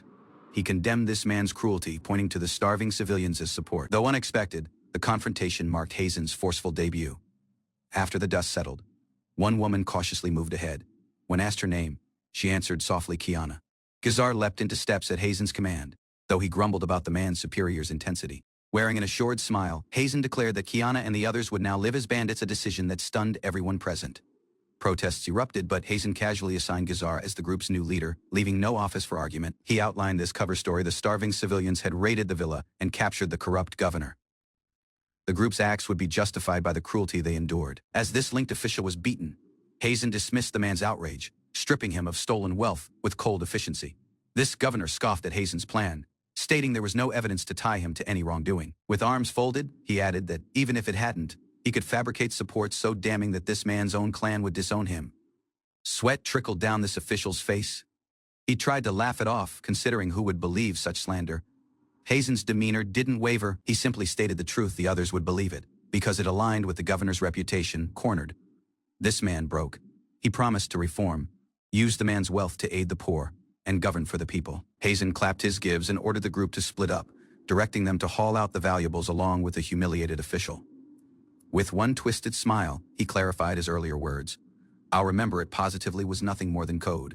This governor fumed, stating no one could interpret such hidden meaning. Hazen coldly responded that even after consideration, he still offered no pity. He explained that he couldn't understand this mindset of one man driven by depravity. During that night, Gazar watched this aftermath with one drink in hand. He muttered about Hazen's uncanny talent for landing in chaotic assignments. Hazen surveyed this region's grim reality. Excessive taxation, hoarding, and corruption had left citizens drained. Gazar scoffed at this dysfunction, remarking that losing one battle to internal power struggles would be laughable. Kiana approached trembling, to report that everything was packed. Hazen acknowledged her with one nod, unamused by how evident this situation had become. He issued commands to sell off the seized goods through a merchant, and ensure the women were trained for useful roles before a few months. Curious, questioned Hazen's next action. Hazen simply brushed it off, critiquing this crude phrasing of pulling something off. Plans were laid out dismantling corruption, restoring supply lines to Lyld, and addressing this regional drought. Progress hinged on intel being gathered. With unwavering confidence, Hazen set a timeline. All objectives would be completed before a few months. After entering this office, Hazen is greeted by Gilman, who appears unusually energetic. Upon inspecting Gilman's condition, Hazen discovers he stayed up all night handling paperwork. This explains, however, weren't time-sensitive. Hazen disapproves of the unnecessary exhaustion. Instead of praise the effort, Hazen quietly instructs Gilman to take the rest of the day off. Though confused, Gilman hesitates. Hazen warns that heavier workloads may come, so stamina must be preserved. Gilman nods and exits slowly. Wandering through this hallway, Gilman recalls on the unusual break. Suddenly, a child running by catches his attention. Gilman stumbles upon a girl in this hallway and questions her position. She quietly responds, catching him off guard with her confidence. Prior to he can react, Hazen enters and introduces the girl as Yan, his personal secretary. Her bright greeting leaves Gilman stunned by her age. As Yan departs, Hazen reassures Gilman that the man's abilities are solid, but informs him not to compare himself with someone as exceptional as her. Yan explains her findings effortlessly, while pouting about Hazen treating the rest more kindly than her. Effortlessly, she describes the woman's methods. Even Hazen is left impressed by her accuracy and speed. While examining one map, Hazen notes that all supply routes are inefficient detours. Yan, puzzled by the man's gaze, backs off nervously. They discuss the desert's lack of a direct route. Hazen highlights the challenge of transporting water. Even with her anxiety, Hazen proposes using magic to make it rain. Yan doubts the practicality of relying on unpredictable weather. She reveals this empire lacks magical tools for such feats. Still, witnessing the people's struggles pushes the women to believe in one solution. Hazen recognizes the woman's resolve. An oasis, he concludes, could bring both relief and stability to this suffering land. Actions to build an oasis face one setback without a proper foundation. Any rain summoned would vanish. This workforce entrusted to Gazar needs weeks to become effective. With limited time, Hazen delegates this task to Yan and sets off to personally inspect conditions elsewhere. She accepts with one determined nod. At headquarters, Chief Secretary Venice erupts over this lack of contact with Aide Nyotai, explains hint at one possible attack. Staff members struggle to recall crucial details about recent visitors, drawing Venice's anger and suspicion. Realizing this risk, Venice fears for Nyotai's safety and the jobs of those closest to him. Venice paces restlessly, suspicions mounting versus Hazen.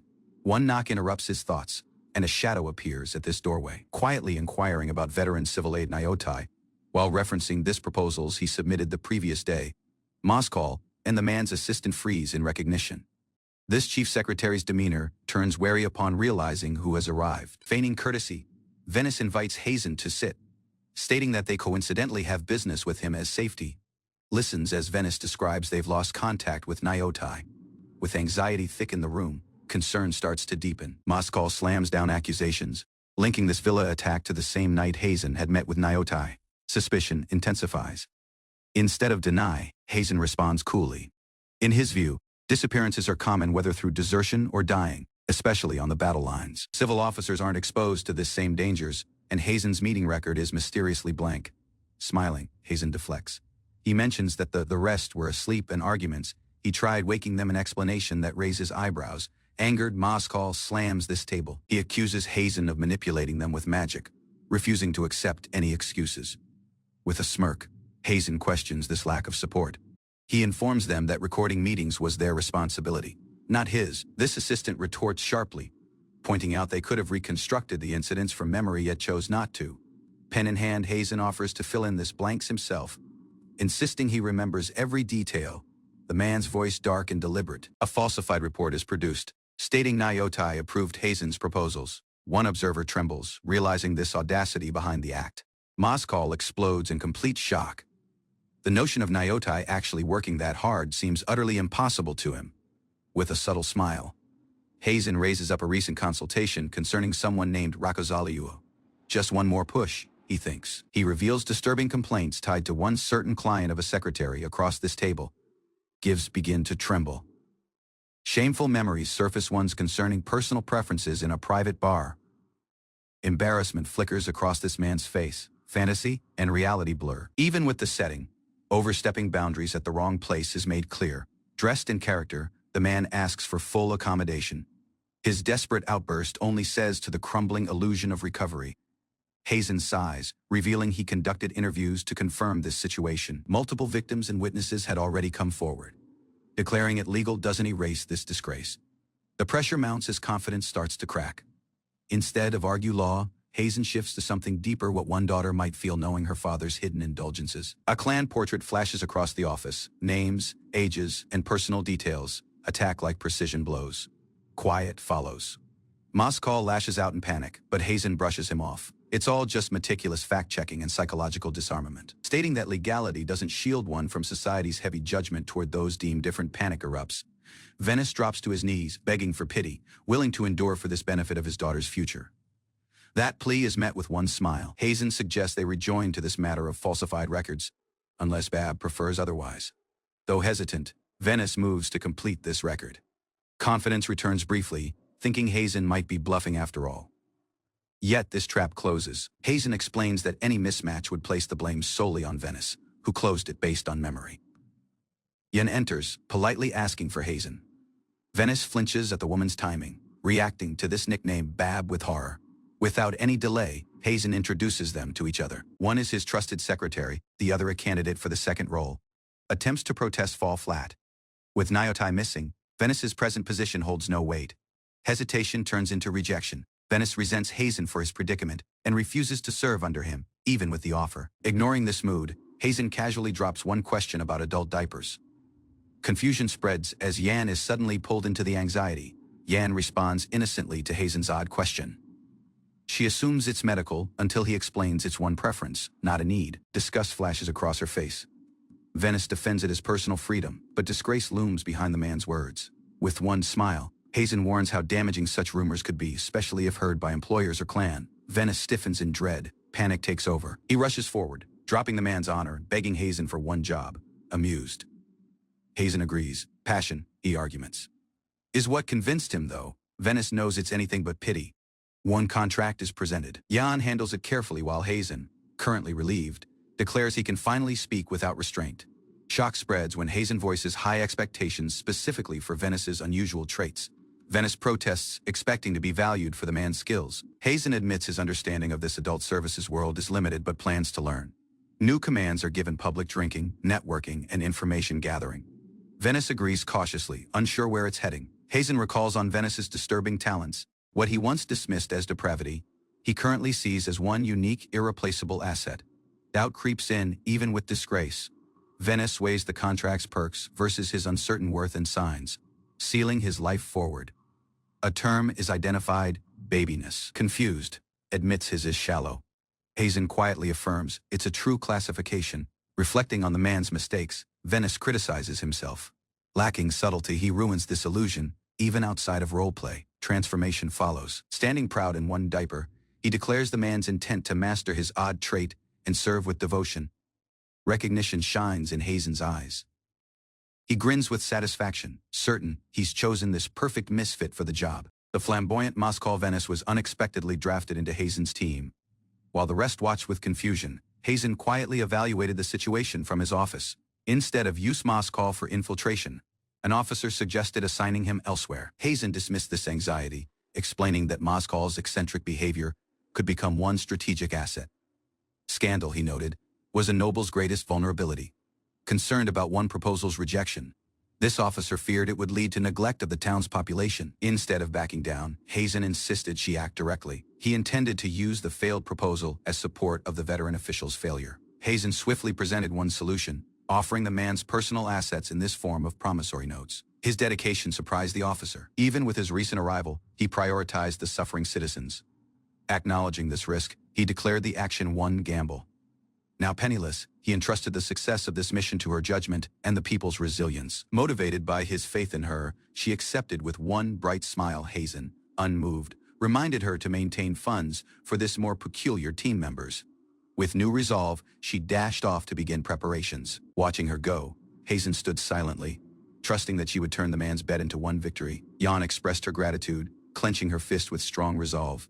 Hazen, unmoved, urged her to leave and focus on the task ahead. She sprinted down the hallway with excitement, shouting her resolve while the rest paused to observe her energetic departure. Watching the woman's enthusiasm, one concerned officer questioned Hazen's decision, wondering if he was burdening Jan too heavily both physically and emotionally. Hazen quietly explained that this mission wasn't just role for Jan. Holding her back would only leave her with regret still. These risks were undeniable. Witnessing the dying firsthand, Jan would face unbearable truths. Whether she could endure it stayed doubtful. The officer voiced anxiety over Jan's youth and sensitivity.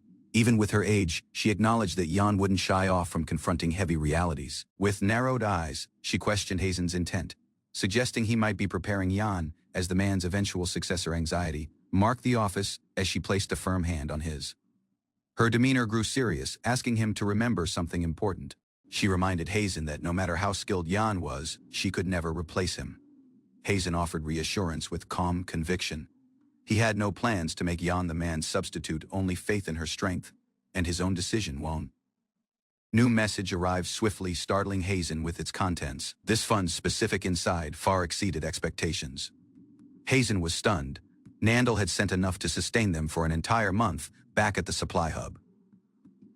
Nandal personally handled crates, even with warnings about overspending. He remained focused, brushing off concerns about Hazen's demotion. He smiled quietly, explaining that standing meant little to him. Supporting someone he believed in mattered more than climbing this merchant ranks. Afterward, Hazen handed over his response. Starting now, his companion would serve as both Jan's support and her guardian in the field. Without any delay, he committed to skipping meals to save resources. If Jan tried to follow suit, he insisted she be forced to eat. One gentle objection came the man's way. Cutting back wouldn't make a difference in a famine of this scale. Dismissing her anxiety, he likened this act to one ritual, a way to strengthen his will through personal sacrifice. Much like casting a spell. That explanation earned one dramatic reaction, amused. She accused him of acting more and more like Yan. 2 days afterward, trouble emerged. A flustered subordinate rushed in, reporting backlash over this massive charity actions currently underway. In Yan's name, confused by this complaints, he reviewed the situation since the aid was one personal donation. Calling it undercutting felt excessive. Instead of argue, he decided to meet with the finance department directly. Clearly, the donation posed a danger to someone's interests. As they walked through this corridors, the man's subordinate hesitated, calling his name. Curiosity prompted one simple reply: "What is it?" With some hesitation, this junior officer admitted the man's belief doing right didn't guarantee success, even if intentions were highborn. Arriving at this finance department, anxiety hung in the air, especially here. Justice rarely found solid ground. A still assurance broke this anxiety. Confidence, he said, was essential when standing for what one believed was right. Inside the finance office, anxiety rose. His explanation about using personal assets clashed with Gumeno's seek for bureaucratic recovery over aid distribution. Anger spilled over as this official ranted about procedure and decorum. Accusations of idealism were thrown like weapons across the office. Unshaken, Hazen pointed to this worsening city conditions. Aid wasn't about virtue signaling. It was one necessity the finance department clearly wasn't fulfilling. That remark landed hard. The official's demeanor twitched with astonishment, struggling to process the direct criticism leveled versus his department. Roan's cheerful response broke this anxiety. His words had been understood, and that was enough for him. The finance officer stiffened, trying to regain recovery. Mention of the deputy minister's disapproval only added fuel to his rising irritation. Grade was thrown like one weapon. According to him, Someone of Hazen's position had no right to approach this deputy minister directly. Rules were cited, but logic countered them. As long as appointments could be scheduled, standing shouldn't block communication. Panic settled in. Backpedaling swiftly, this officer insisted he'd speak on Hazen's behalf, clearly desperate to keep him off from higher powers. With still confidence, he turned to leave, planning to escalate this matter through proper channels. Nearby, the older officer muttered complaints under the man's breath. Suspicion leaked from this man's voice as he connected Hazen to Nyotai's command. One knowing smirk dismissed the prying curiosity. Challenge met opposition. Hazen leaned in, considering why direct contact with this deputy minister provoked such discomfort. Strained composure finally cracked, twitching with pressure. This officer recoiled as one paper flew history. Him an unexpected apology followed alone. Again, this man scoffed bitterly. He believed Hazen's lack of influence would keep him from getting anywhere. Regardless of resolve, news arrived. Fast approval for one meeting with this veteran administrator came through. With little leverage left, Hazen prepared for the negotiation.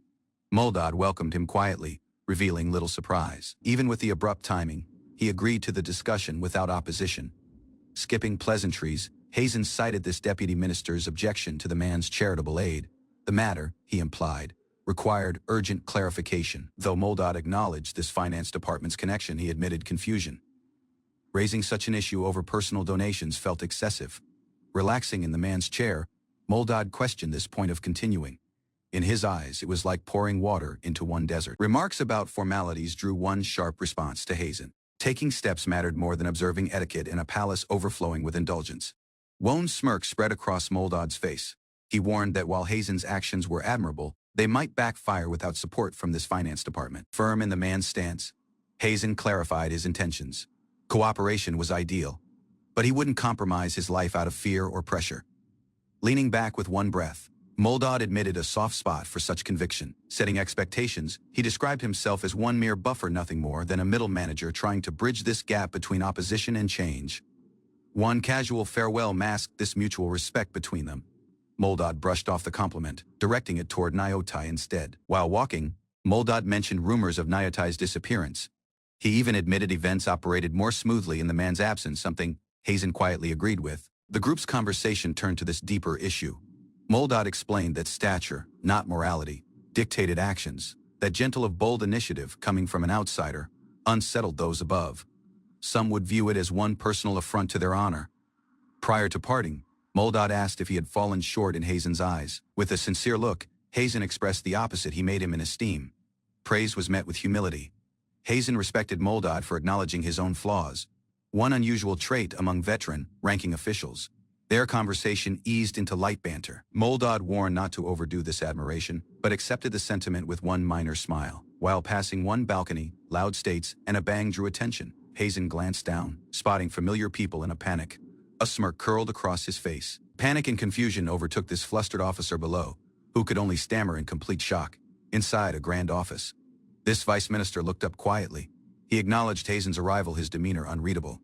His interest now peaked. Recognition came swiftly. This vice minister identified Hazen as the man who used his own fortune to help the people, just as Gumino surgeon. Quietly, Hazen confirmed this act. He asked if his actions had created offense, to which the vice minister replied, it wasn't his place to judge personal donations. Confusion shortly followed. One document had claimed objections came from this vice minister. Even this signature surprised him.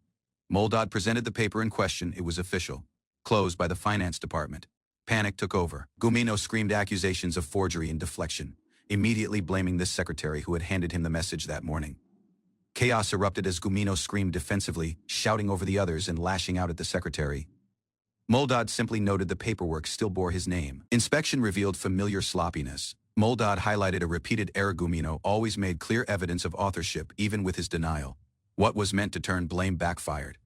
With such practiced forgeries, suspicion currently turned toward broader misconduct. Sweating and cornered, Gumino panicked. He proposed investigating the man's own office, hoping to regain some recovery in front of witnesses. An official inspection would take place, with all parties present to prevent tampering from either side. Time was limited. Moldad allowed 10 minutes for this investigation, prompting Hazen and Gilman to begin searching immediately. Movements didn't go unnoticed. Hazen instructed Gilman to examine this spot Gumino had instinctively watched, while he checked elsewhere with still certainty. Disguises unraveled fast. Duplicate documents and forged seals were uncovered beneath one hidden compartment. Confirming suspicions, Hazen kept going. Another concealed drawer clicked open just as Gumino lunged forward in desperation, trying to halt this search. While Gumino screamed and confessed, Hazen quietly confirmed this final piece of evidence had been found. One hidden contract revealed evidence of servant trading. Hazen declared it enough, and an immediate order was given to detain Gumino. Restrained on this floor, Gumino shouted denial, insisting he had no connection. The man's panic only deepened suspicion. This search had always aimed to expose Gumino's acts.